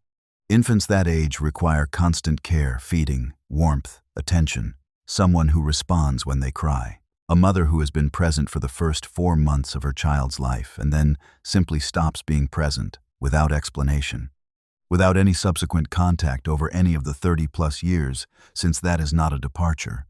That is an absence that was forced on her. There is also the matter of a separate homicide. A man named Napier died in a manner that investigators have placed in proximity to the timeline of Janis's disappearance. Law enforcement has never publicly confirmed or denied a connection between the two incidents. They have not said the cases are linked. They have not said they are unrelated. The official position, in more than 3 decades of public record, is silence. That silence has its own implications. When investigators decline to address a possible connection between a missing person case and a nearby homicide, the typical reasons fall into two categories. Either they genuinely believe there is no connection and see no reason to complicate the public understanding of either case, or they believe there may be a connection and are protecting the integrity of an ongoing investigation by not confirming it publicly. Which of those is true in the Janis Pringle case is officially unknown. The Dayton Police Department maintains the case. The tip line is 937-333-1070. It has been open since 1992. Janis Pringle's daughter, the 4-month-old who never met her father, who grew up without her mother, would be in her early 30s today. Now this is where the geography of this list starts to feel like its own argument. Cleveland, Oxford, Toledo, Cleveland again, Columbus, Girard and Youngstown, Cleveland again, Dayton. These are not remote places. These are not wilderness trails or isolated highways in the middle of nowhere. These are cities and suburbs and college towns, the ordinary infrastructure of a Midwestern state. The kinds of places where millions of people live their ordinary lives every single day. And yet, in each of these places, on a day that started as an ordinary day, someone walked out of the frame of verifiable human existence and never walked back in. The next case takes us to the very edge of Ohio, to Ashtabula, in the far northeast corner of the state, right on Lake Erie, right on the Pennsylvania border. A man who was preparing for a trip, a destination he had arranged, a van packed and ready. And then, from October of 1993 onward, nothing. Wayne Griffith was 49 years old. He lived in Ashtabula, that old Lake Erie port town, a city built on the iron ore trade, on the coal docks, on the industrial freight that moved across the Great Lakes and down the railroads. Ashtabula, in the early 1990s, was a city in the long process of adjusting to an economy that had moved on from what had built it. People stayed. People left. Wayne Griffith was in the process of leaving temporarily, at least. He was planning a trip to Melbourne, Florida. Melbourne sits on Florida's Atlantic coast, about 60 miles southeast of Orlando. It is a specific, real destination, not vague, not somewhere south, but a named city with people in it who were, presumably, expecting him. Wayne had a distinctive tattoo of the Tasmanian devil on his right arm. He drove a gray 1984 Ford conversion van, the full-size, high-roofed kind that was ubiquitous on American roads in that era, the kind of vehicle that is visible from a distance and recognizable in traffic. In October of 1993, Wayne Griffith and his gray conversion van left Ashtabula for Florida. Neither of them has been seen or heard from since. No sightings, no financial activity, no contact with the people in Melbourne, no traffic stop, no accident report, no tow record, no abandoned vehicle report anywhere on any of the routes between northeastern Ohio and central Florida. A large, distinctive vehicle and the man inside it disappeared without generating a single verifiable trace anywhere along a route that passes through multiple states and hundreds of miles of highway. That's the last confirmed image of Wayne Griffith. In Ashtabula, in October, with a packed van and a destination and a plan. And then a highway that leads south, and nothing after it. The Ashtabula County Sheriff's Office maintains the case. The tip line is 440-576-0055. Now here is what makes the Wayne Griffith case quietly distinct from every other disappearance on this list, and why it generates a specific and persistent unease. Every other person we have covered tonight was taken from something, from a park, from a dorm room, from an office, from a parking lot, from a bar. They were in the middle of their lives, stationary or close to it, when whatever happened to them happened. Wayne Griffith was in motion. He was leaving. He had chosen to go somewhere, had made the preparations, had a destination and people waiting, and a route mapped out. His disappearance didn't interrupt a routine. It interrupted a departure. That distinction matters because of what it implies about timing. If something happened to Wayne before he left Ashtabula, before the van even pulled onto the highway, then someone knew he was leaving. Someone knew the van would be loaded, that he would be alone, that he would be driving a long distance without anyone checking on him for days. A departure is a window of vulnerability. A person who is about to leave town is not yet gone. and not yet expected to have arrived. There is a period of time, maybe hours, maybe a day, when no one is waiting for them yet, and no one has noticed they're missing. The last case on this list ends in the most specific kind of silence, not the silence of an investigation that failed to find answers, and not the silence of a family that stopped speaking publicly. The silence of a case that was kept quiet almost from the beginning. A 17-year-old girl in Columbus, Ohio, whose disappearance in June of 2002 generated so little public documentation that the absence of information has become the most distinctive feature of the case itself. Her name was Nora Roberts. She was 17 years old on June 1st, 2002. She had braces, pierced ears, and a distinctive birthmark on the back of one of her legs. She was last seen in Columbus on that date. In the more than 2 decades since, the Columbus Police Department has released almost nothing about what happened to her or what investigators have found. Most missing persons cases, even unresolved ones, leave behind a public trail, a newspaper story from the week it happened, a follow-up on the anniversary, a listing in a national database with enough detail that someone who knew the person might recognize them from the description, a profile on a true crime website, a tip line that gets mentioned somewhere, a family member who spoke to a reporter once. The public record of a disappearance, however incomplete, usually tells you something about who the person was, where they were last seen, and what the people around them believe happened. The Nora Roberts case is different from every other case on this list in a specific and unsettling way. What the confirmed public record tells you about Nora Roberts fits in a handful of sentences. She was 17 years old. She was last seen in Columbus, Ohio, on June 1st, 2002. She had braces on her teeth. Her ears were pierced. She had a distinctive birthmark on the back of one of her legs. She was never heard from again. The Columbus Police Department maintains her case. The Ohio Attorney General's office lists her. The Columbus Division tip line 614-645-4545 and the Central Ohio Crime Stoppers line 614-461-8477 both take calls about her case. Beyond those confirmed facts, the public record is nearly empty. No detailed timeline of her last day.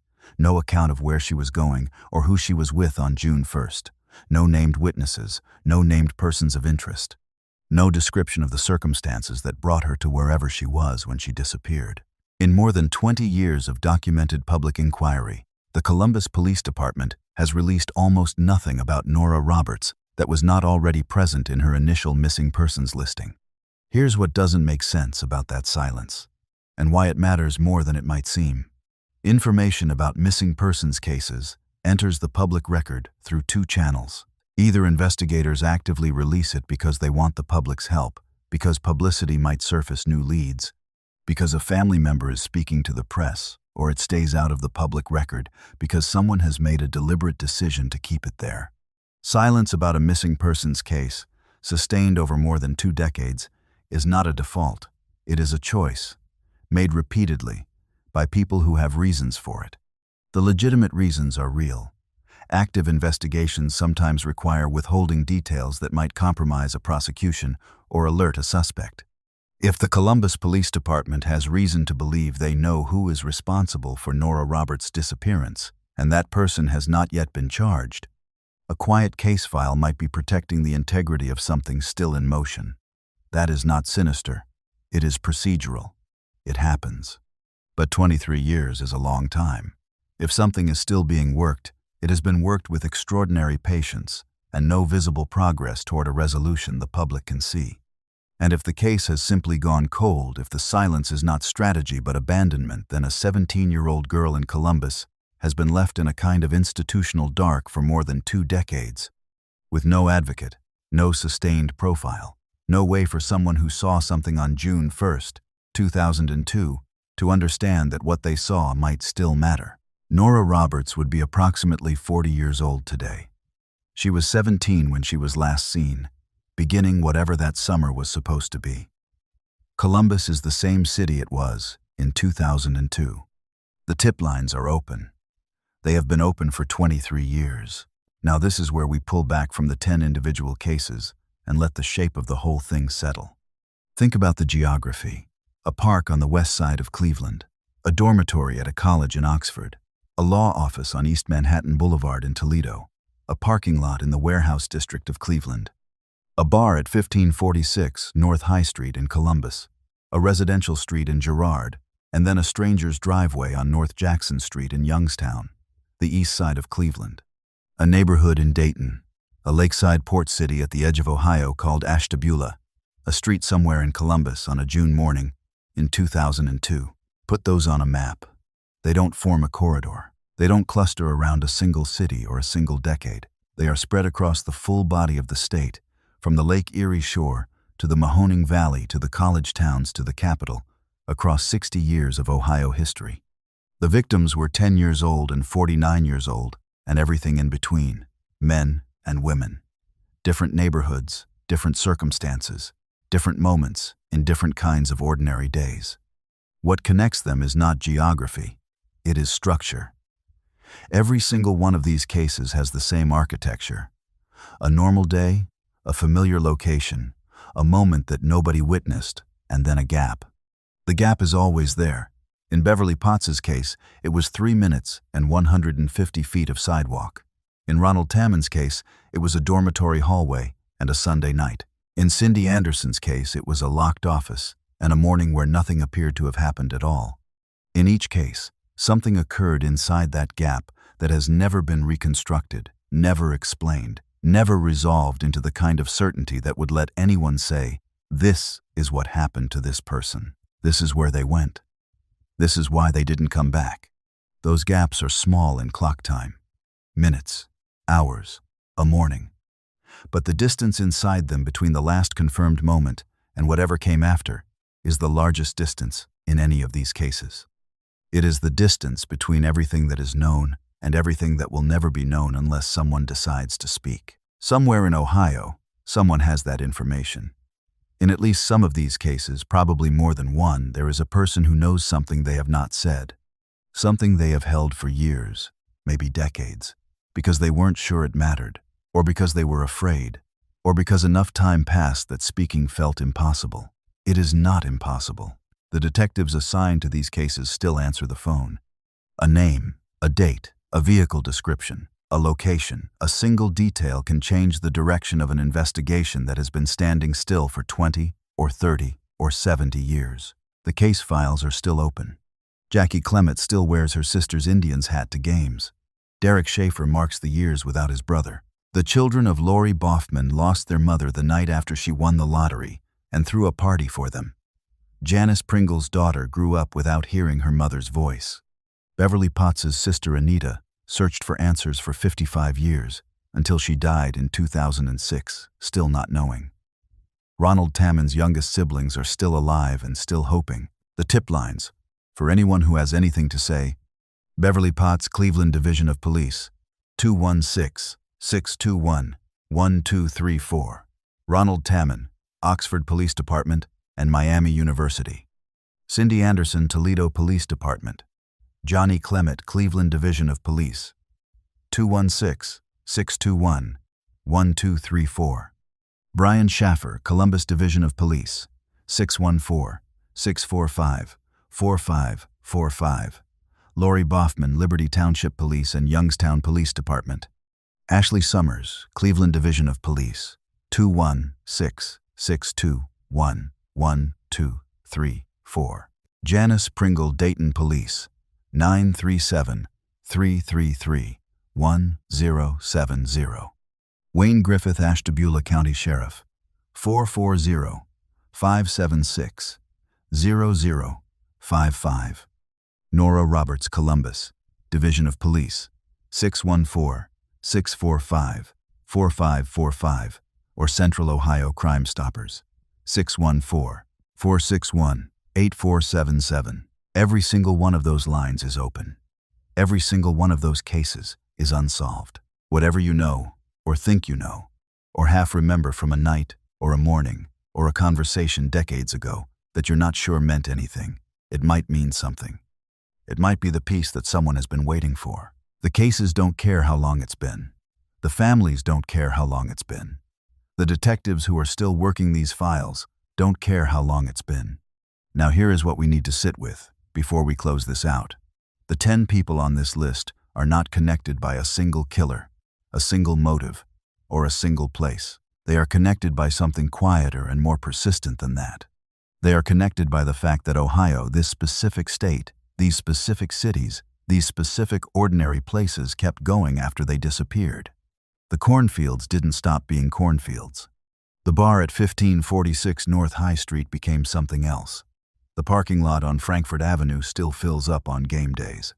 The park at West 117th is still there, in the same West Cleveland neighborhood, with the same trees that blocked the streetlights on the night of August 24th, 1951. The buildings stand, the streets continue, the state keeps moving through its seasons. And somewhere in that continuity, in the ordinary, familiar, going-on Ohio that existed before and after each of these people vanished, the answers exist. They exist in the memory of someone who was there. They exist in a record somewhere, a document or a piece of evidence, or a detail that has not yet been connected to the right file. They exist in the gap between what is known and what is not known, waiting for the moment when that gap finally closes. It has not closed yet. In any of these 10 cases, not once, not fully. Here is something that matters about that fact. It means that every one of these cases is still alive in the technical sense that still matters. Cases without resolution can be resolved. Cold cases get solved. Witnesses come forward 30 years after the fact.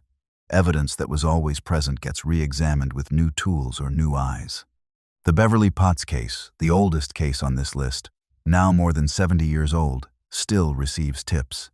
The detectives assigned to Brian Schaefer still answer phones. The Youngstown and Liberty Township departments reopened Lori Boffman's case just 2 years ago, in 2024, because someone mentioned a name in passing to an officer working a different file. That is how cases break, not always with a dramatic confession or a forensic breakthrough, sometimes with a name mentioned in passing. Sometimes with a phone call from someone who has been thinking about something for 20 years and finally decides that enough time has passed for them to say it. Ohio looks like anywhere. That is the thing. That is, and has always been, the thing. Suburbs and cornfields and a bar on High Street and a park 2 blocks from home. All of it familiar. All of it yours, if you live there. All of it carrying, without announcement, the weight of these 10 people, and the 10 places where they were last seen, and the 10 gaps that have never closed. The case files are still open, the doors are still unlocked, and somewhere in Ohio tonight, someone knows something they haven't said. There is something that happens when you look at a list like this one, all 10 cases laid out, and you try to find the logic in it. The human instinct is to look for a pattern, a place, a type of person, a method, a monster who connects them all. That instinct is understandable. It would be easier, in a way, if these 10 disappearances were connected. It would mean there was one thing to find, one answer to locate, one person who could explain all of it. The case would be large, but it would be singular. Solve it once, and 10 families get answers. But that is not what the evidence suggests. The Beverly Potts case in 1951 Cleveland and the Brian Schaefer case in 2006 Columbus are not connected. Cindy Anderson's vanishing from a locked Toledo office and Lori Boffman's disappearance from a running car in Youngstown are not connected. The cases span 6 decades and the full width of the state. The settings are as different as a children's park, a Victorian-era asylum converted to a dormitory, a campus entertainment complex, a post-game parking lot, and a residential street at 3 in the morning. The people on this list did not know each other. Their disappearances were not coordinated. What connects them is the absence of explanation, and that is something different from a pattern. A pattern implies a cause. An absence implies a gap, a place where something should be and isn't. Every single one of these cases has a gap, and every single gap is still open. Think about what that means for the people who have spent their lives on the other side of those gaps. Randy Schaefer walked the banks of the Olentangy River in chest waders for years, searching under the bridges near campus, looking for any sign of his son. He did this while he was also grieving his wife, who had died 3 weeks before Brian disappeared. He did this until a tree fell on him and killed him in his own backyard in September of 2008. And he died without knowing what happened to the son he had taken out to dinner at an Outback steakhouse on the last night he ever saw him. Beverly Potts's mother, Elizabeth, died in 1956, 5 years after her daughter vanished from 2 blocks away. Her sister, Anita, kept looking for another 50 years, until Anita died in August of 2006. 55 years of searching, a whole life spent circling a question that never opened into an answer. Michael Anderson, Cindy's father, spent 27 years after her disappearance wondering if his daughter had amnesia. If she was out there somewhere, alive and confused and not knowing her own name, not knowing she had a family waiting. He wanted her to know, he said, that the door was always open. He died in January of 2008. The door stayed open. Jackie Clement wore her sister's Indians hat to games for 20-plus years. She plastered missing persons posters across Cleveland. She told reporters, "I think the police just stopped looking. I don't want to stop." She kept going. Lori Boffman's 3 children grew up knowing their mother won the lottery the day before she disappeared, that she had ordered $500 of groceries for a party in their honor, that she had been so happy about seeing them, that something happened on the drive home, in the dark, in Youngstown, and nobody has ever been able to say what it was. Janis Pringle's daughter turned 30-something without her mother.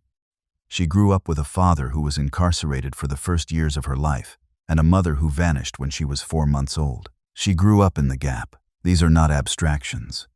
These are not statistics. These are specific people with specific last conversations and specific final ordinary days, whose absence has been felt every day for years by people who knew them and loved them and are still, in many cases, waiting. Now this is where we have to talk about the nature of Ohio itself, because it matters to understanding why cases like these can happen here. Ohio is not a mysterious place. It is not a landscape given to vanishing. It is one of the most densely populated states in the country, cities connected by well-traveled highways, a population that has been rooted in its communities for generations, neighbors who know each other and notice things. It is not, by any measure, a state where people should simply disappear without explanation. And yet, Cleveland has been losing people to its cold cases since 1951. Columbus, a city of nearly 1 million people in 2006, watched a medical student walk into a bar on its most trafficked street and never come out. Toledo, a mid-sized industrial city on the Michigan border, produced a disappearance from a locked office on a Tuesday morning that has defied explanation for more than 40 years. The Mahoning Valley, a corridor of working-class cities between Cleveland and Pittsburgh, has been holding Lori Boffman's case since 2006, and the car is still the last solid thing anyone found. This is the thing about Ohio. It looks like everywhere, and it is everywhere. And the disappearances that happen here happen in the spaces that look the most ordinary. Not the wilderness. Not the remote highway in the middle of the night with no other cars. The park 2 blocks from home. The dormitory on a college campus. The office in a strip mall plaza. The parking lot downtown after a baseball game. The bar on the main street of a college town on a Friday night at the start of spring break. The ordinary is where most of human life happens, and it is where most of these people were when they disappeared. There is no way to make a place safe from that. There is no checklist that guarantees return. Beverly Potts had been warned. Cindy Anderson had an emergency buzzer. Brian Schaefer was surrounded by people and covered by cameras. None of it was sufficient. What is sufficient? In the long run, the only thing that has ever closed cases like these is someone deciding to speak. The person who saw something and hasn't said it. The person who knows a name and has been carrying it. The person who was there, in some capacity, on one of those ordinary days, and who has spent years telling themselves it doesn't matter or they're not sure or it was too long ago. The Beverly Potts case is 73 years old. Tips still reach the Cleveland Division of Police. The Ronald Tamman case is 71 years old, and his youngest siblings are still alive, and Miami University still keeps a file. Brian Schaefer's case is 20 years old, and a detective who worked it for 20 years said in 2026 that he thinks about it every day.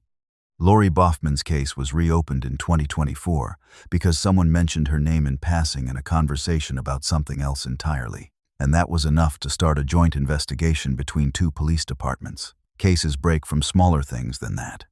The tip lines are open. They will be open tomorrow. They will be open next year. They are open for a reason.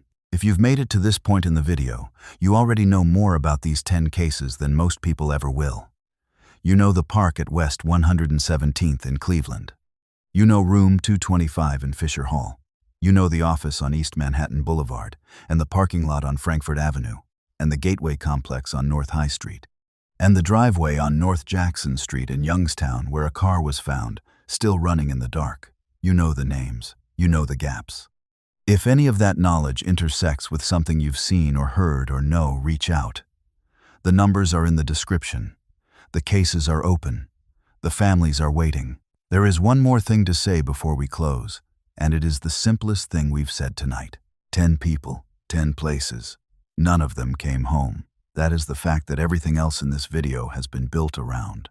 It was true when Beverly Potts walked into the dark at Halloran Park in August of 1951. And it was true when Brian Schaefer turned toward the bar entrance on a security camera in April of 2006. And it has been true every day in between, and every day since. 10 gaps that have never closed. 10 ordinary places in a state that looks like everywhere, and has been keeping these secrets for decades. The map is in the description. The case files are open. And somewhere in Ohio tonight, in Cleveland or Columbus or Toledo or Dayton or Ashtabula or Oxford or Girard or Youngstown, someone knows something they haven't said yet. The video ends here. The cases don't. They continue in the cold case units of police departments across Ohio. They continue in the memories of the people who were there and haven't spoken. They continue in the hearts of the families and the friends and the sisters who wear Indians' hats to baseball games, and the brothers who issue anniversary statements, and the daughters who grew up in the absence of mothers who disappeared before they could be known. Beverly Potts would be 84 years old. Ronald Tamman would be 91. Cindy Anderson would be 64. Johnny Clement would be 63. Brian Schaefer would be 46. Lori Boffman would be 64. Ashley Summers would be 32. Janis Pringle would be in her early 60s. Wayne Griffith would be in his early 80s. Nora Roberts would be 40. Those numbers are not abstractions. They are what the rest of a life looks like, counted out in years. The years that happened, the years that didn't. 10 people, 10 places. None of them came home. The doors are still unlocked. And the map, all those familiar Ohio streets, all those ordinary places, all those gaps that have never closed, keeps asking the same question it has been asking since August of 1951. Nobody has answered it yet.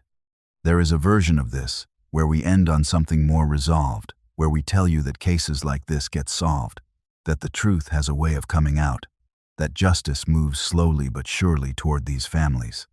That version exists, and it is sometimes true. Cold cases do get solved. DNA technology has closed murders that were 40 years old. Witnesses come forward after decades of silence. But it would be dishonest to lean on that reassurance with these 10 specific cases, because none of them have been solved. Not one. Some have been waiting so long that the window for justice in the traditional sense has almost certainly passed. What remains is not justice, exactly. It is explanation. Knowing what happened to Beverly on a summer night in 1951. Knowing where Ronald Tamman went after he stepped into the hallway. Knowing how Cindy Anderson left a locked room. Those things are still possible. In some of these cases, barely, but still. The tip lines are in the description.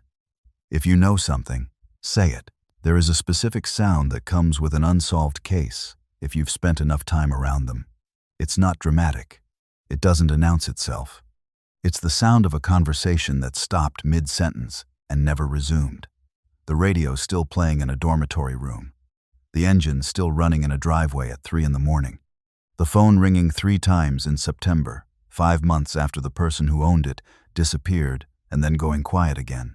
It is the sound of something interrupted that has never been finished. Each of the 10 cases on this list has that sound. And what's remarkable, what should be remarkable, even if it has become ordinary through repetition, is that across 60 years and the width of a Midwestern state, not one of those interrupted conversations has been allowed to finish. Not one family has received the phone call, or the knock on the door, or the detective in the office that said, "Here is what happened. Here is where they went. Here is the answer to the question you've been carrying." That doesn't mean the answers don't exist. They do. Somewhere. The facts of what happened to Beverly Potts on the night of August 24th, 1951, are real facts.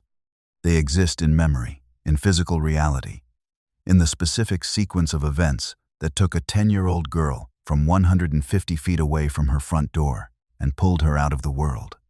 The facts of what Brian Schaefer did after he turned away from that security camera at 1:55 in the morning exist. Something happened. Something real. The absence of an explanation is not the absence of a truth. The truth is there. It simply has not been reached yet. That is the distinction this kind of case requires. Not that the answer is impossible, not that the mystery is unsolvable, but that the answer has not yet been found, and finding it requires things that only certain people can provide: information, courage, the willingness to say something that has been held in silence for years or decades. Now this is where we come back to the map.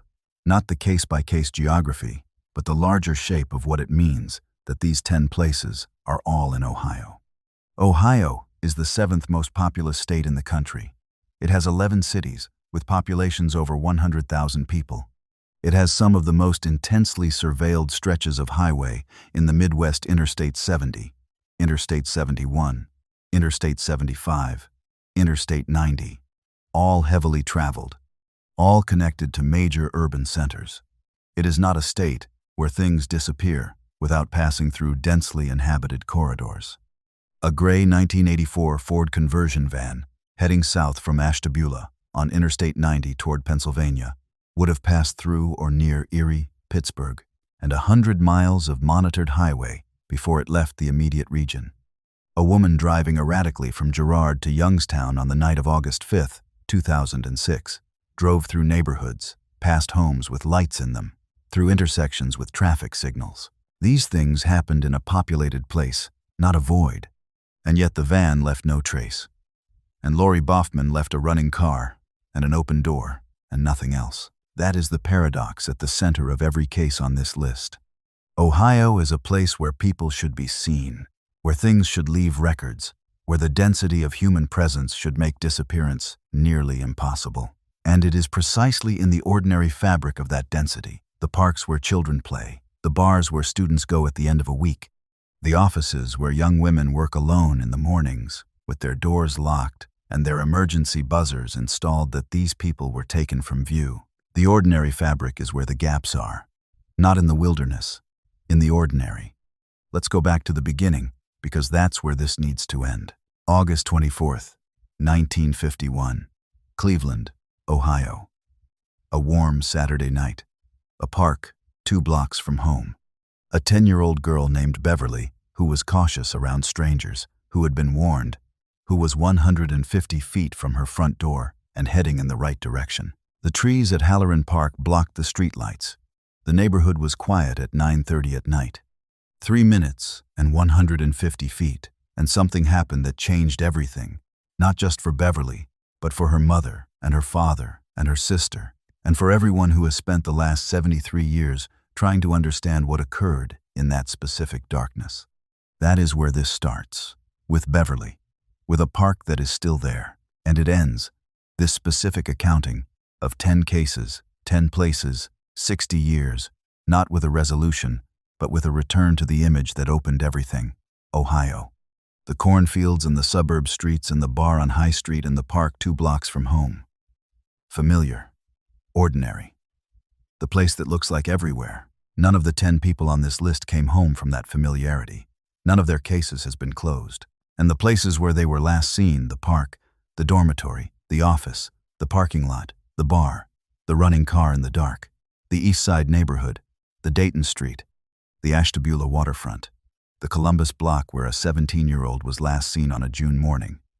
Those places are still there. They are still ordinary. They are still familiar. They are carrying something, though, that ordinary places shouldn't have to carry: the weight of a question with no answer, the weight of a gap that has never closed, the weight of 10 people who were there and then were not, and have not come back. Here is what Beverly Potts' sister Anita said toward the end of her life about what it meant to spend 55 years looking for an answer that never came. She didn't say it in those words. She said it in the simpler way that people say things when they have carried something long enough that they don't need to reach for language anymore. She just kept looking. That was the whole of the statement. She kept looking until she couldn't look anymore. And that is what these cases ask of the people who know them. Not resolution, though. Resolution would be the right thing, the just thing, the thing that ought to happen. But continuation. The continued act of not letting the question go silent. The continued fact of the tip lines being open, the files being maintained, the names being said out loud in video essays and newspaper anniversary stories, and police department databases, and the prayers of people who loved someone who didn't come home. Beverly Potts, Ronald Tamman, Cynthia Anderson, Johnny Clement, Brian Schaefer, Lori Boffman, Ashley Summers, Janis Pringle, Wayne Griffith, Nora Roberts. 10 people, 10 names, 10 places in Ohio where something happened that no one has been able to fully explain, in some cases for over 70 years. The case files are still open, the doors are still unlocked, and somewhere in Ohio tonight, someone knows something they haven't said. The map is still there. It is still asking. We are getting close to the end of this video. And before we get there, it is worth saying one thing plainly that tends to get lost in the architecture of true crime storytelling.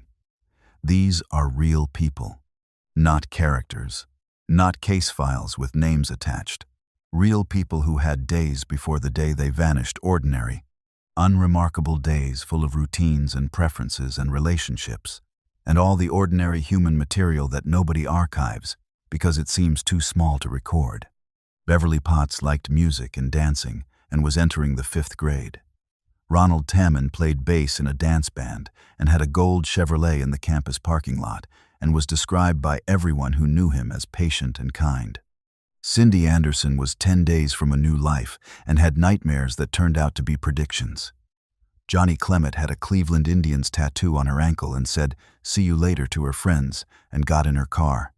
The days before the last day are what make the last day matter, and the days after, all the days that these people should have had and didn't, are what make the gaps so large. Brian Schaefer would have been 47 this year. He had a Pearl Jam tattoo and wanted to start a band, and was planning to propose to a woman he loved on a beach in Miami during spring break. None of that happened. The spring break trip never happened. The proposal never happened. The band never happened. What happened instead was a security camera and an escalator, and nobody coming out the bottom of it. Lori Boffman's daughter was home from college the day her mother disappeared. Her mother had ordered $500 of food for a party in her honor. The party happened. The food was never picked up. And then the engine was running and the door was open and the neighborhood was quiet and Lori was gone. These are the details that stay. Not the theories, not the investigative failures, not the institutional gaps. The details stay. The bicycle left at home on Linnet Avenue. The textbook open on the desk. The novel open to the violent page. The Indian's hat. The running engine, the door left open. Those details are the residue of real lives that stopped mid-sentence, in specific places, on specific days. And the cases that hold them are still open, and the families that carry them are still carrying them, and the tip lines are still live. And somewhere in all that ordinary Ohio geography, in all those familiar streets and parks and parking lots and bars, the answers are waiting.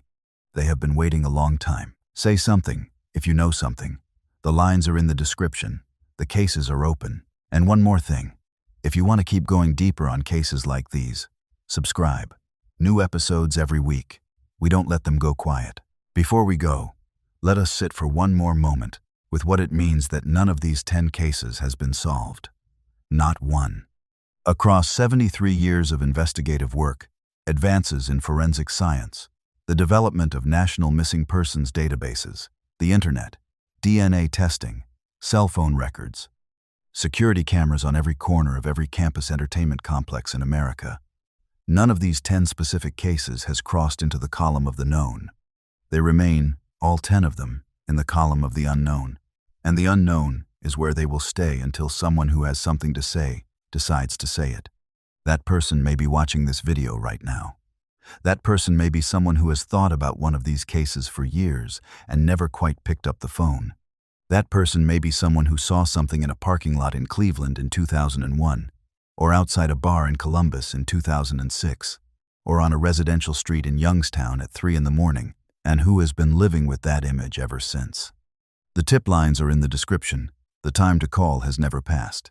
This is the last part. And the last part of a video like this one is the hardest to write, because there is no ending that is true. These cases don't end.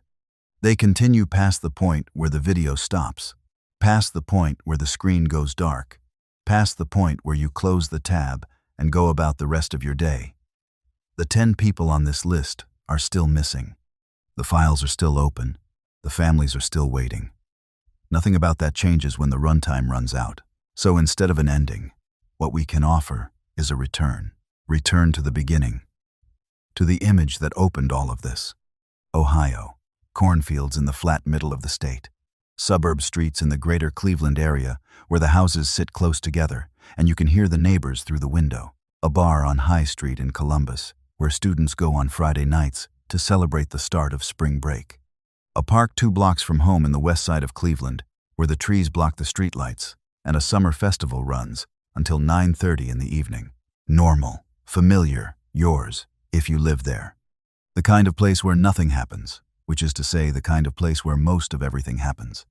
Because ordinary places are where ordinary life takes place, and ordinary life is the whole of what most of us have. 10 people had ordinary lives in those ordinary places, and then they didn't. And the ordinary places kept being ordinary, and the ordinary life of Ohio kept going, and the 10 gaps that opened on those 10 days have never been closed. Beverly Potts, Halloran Park, West 117th and Linnet Avenue, Cleveland. August 24th, 1951. 10 years old, 150 feet from home.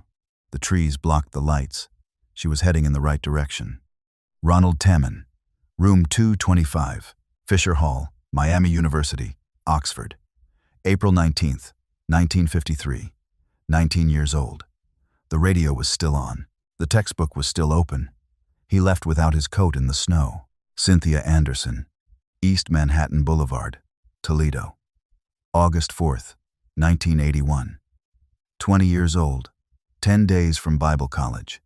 The doors were locked. The novel was open to the violent page. Her car was in the parking lot. Johnny Clement, Frankfort Avenue, Warehouse District, Cleveland. May 27th, 2001. 40 years old. She said, "See you later." The car never came back. Brian Schaefer.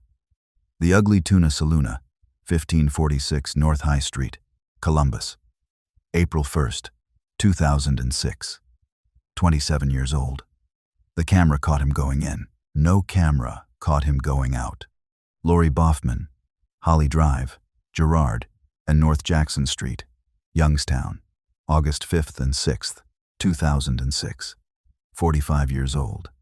She had won the lottery. The engine was still running. The door was open. Ashley Summers, East Side, Cleveland. July 9th, 2007. 14 years old. Reported missing the same day. Still open. Janis Pringle, Dayton, Ohio. September 16th, 1992. 28 years old. Her daughter was 4 months old. She was never seen again. Wayne Griffith, Ashtabula, Ohio. October 1993. 49 years old. He was going to Florida. The van has never been found. Nora Roberts, Columbus, Ohio. June 1st, 2002. 17 years old. Almost nothing has been released. The silence has lasted 23 years. That is the list. Those are the 10. That is the map. Now here is the thing about maps. They show you where things are, but they do not show you what happened there. A map of Ohio will show you Halloran Park and the intersection of Linnet and West 117th. It will show you the campus of Miami University in Oxford. It will show you the stretch of East Manhattan Boulevard in Toledo, and the Warehouse District in Cleveland, and North High Street in Columbus, and North Jackson Street in Youngstown. It will show you all of those places, and it will show you the roads between them, and it will show you the distances and the travel times and the geography of a Midwestern state that looks like any other Midwestern state. What it will not show you is what happened in those places. What it will not show you is the moment when the ordinary became something else, when a park at night became a place of vanishing, when a dormitory hallway became the last place a 19-year-old was ever seen, when a locked office on a Tuesday morning became the setting of a disappearance that has defied explanation for 43 years. The map shows you where. It does not show you what. And in all 10 of these cases, the what is the only thing that matters. The what is what the families have been asking for. The what is what the detectives are still working toward. The what is what exists somewhere, in someone's memory, in some piece of evidence, in some detail that has not yet been connected to the right file waiting to be found. And the what is what will close these cases when they are finally closed. Not the map, not the geography. The fact of what happened, said out loud by someone who knows it. This is where every one of these cases ends, for now. Not with an answer, but with the question still standing. Not with a door closing, but with 10 doors still open. Not with the map resolving into something finished, but with the map continuing, Ohio still there, the streets still there, the parks and the dormitories and the offices and the parking lots and the bars still there, each of them carrying the weight of a day that didn't end the way it was supposed to. The case files are still open. The doors are still unlocked. And somewhere in Ohio tonight, in a neighborhood on the west side of Cleveland, in a college town in the southwest, on a boulevard in Toledo, in the warehouse district, on the main street of a campus, in the Mahoning Valley, on the east side, in Dayton, in Ashtabula, in Columbus, someone knows something they haven't said. The map is still asking, if you made it to the end, thank you. Share this if you think it matters. Subscribe if you want more. And if you know something, even something small, even something you're not sure matters, the tip lines are in the description. They are open. They will stay open. For Beverly, for Ronald, for Cindy, for Johnny, for Brian, for Lori, for Ashley, for Janis, for Wayne, for Nora. 10 people, 10 places. None of them came home. There is something that needs to be said about the people who kept looking. Not the investigators, though they matter, but the families. The people who did not have a professional obligation to stay with these cases and stayed anyway. Who made it their private, sustained, decades-long act of love to keep the name alive, to keep calling the tip line, to keep making sure that somewhere in the public record, this person was still being looked for. Beverly's sister Anita kept looking for 55 years. 55 years is most of a lifetime. She was a young woman when Beverly disappeared in 1951. She was an elderly woman when she died in August of 2006, and she died without the answer she had been seeking since that summer night in Cleveland. What did those 55 years feel like from the inside? What did it mean to carry the question of a missing sister across all of that time, through whatever her own life held? The joys and losses and ordinary days that accumulated, never setting the question down, never stopping the search? We cannot know, but we know she did it. We know that is what love looks like when the alternative is giving up on someone who deserved better. Jackie Clement wore her sister's Indians hat to games, every game. For over 20 years, in an Indians hat that her sister used to wear, she went to the park and sat in the crowd and watched the team her sister had tattooed on her ankle, and she kept going. That is the same thing, a different expression of the same refusal to set the question down. Randy Schaefer waded through the Olentangy River in chest waders. He died in 2008 doing it. Not in the river, a tree fell on him in a storm, but he died still looking. 3 weeks before Brian disappeared, Randy had watched his wife die. He buried her. He took his son out to dinner to celebrate the start of spring break. And then his son was gone, and he spent every remaining day of his life trying to find him. That is the other side of the gap. Not just the person who is missing, but the person who keeps looking. The case file is one thing. The human cost of the unsolved case is another, and it runs through everyone connected to the person who disappeared for as long as they live, and sometimes longer. The case files are still open. The people who filed them, in many cases, are gone, but the cases remain. They are in the databases. They are in the tip lines. They are in the institutional memory of the police departments that have maintained them across administrations and budget cycles and turnover and the passage of decades. They are waiting for the thing that closes them, the one piece of information, the one person who decides to speak. If you are that person, if you have been carrying something, anything, from any of these cases, across however many years, today is the day. Not because the cases are getting old, not because it is time to let go, but because the families deserve to know, because the people on this list deserved better than the gap they fell into. Because the truth of what happened to Beverly Potts and Ronald Tamman and Cindy Anderson and Johnny Clement and Brian Schaefer and Lori Boffman and Ashley Summers and Janis Pringle and Wayne Griffith and Nora Roberts is a real truth, not a mystery, and it belongs to them and to the people who loved them. Say it. Say what you know. There is one final image. We started with Ohio looking like anywhere, cornfields and suburb streets, and a bar on High Street, and a park 2 blocks from home. We end there too. Not because the image has changed. It hasn't. The park is still the park. The streets are still the streets. But the weight has changed. You have been to all of those places now. You know the intersection of Linnet and West, 117th, at 9:30 at night in August. You know the hallway outside room 225. You know the parking lot on Frankfurt Avenue after the game. You know the second-floor entrance of the ugly Tuna Saloona at 1:55 in the morning and the figure that walked back toward the door. You know these places. And knowing them is not nothing. It is not resolution. But it is the opposite of forgetting. And forgetting is what unsolved cases fear most. Not the passage of time. Not the loss of evidence. Forgetting the moment when a name stops being said out loud. Beverly Potts, Ronald Tamman, Cynthia Anderson, Johnny Clement, Brian Schaefer, Lori Boffman, Ashley Summers, Janis Pringle, Wayne Griffith, Nora Roberts, still being said. The question still being asked. Ohio looks like anywhere. The case files are still open. The doors are still unlocked. And somewhere in Ohio tonight, someone knows something they haven't said.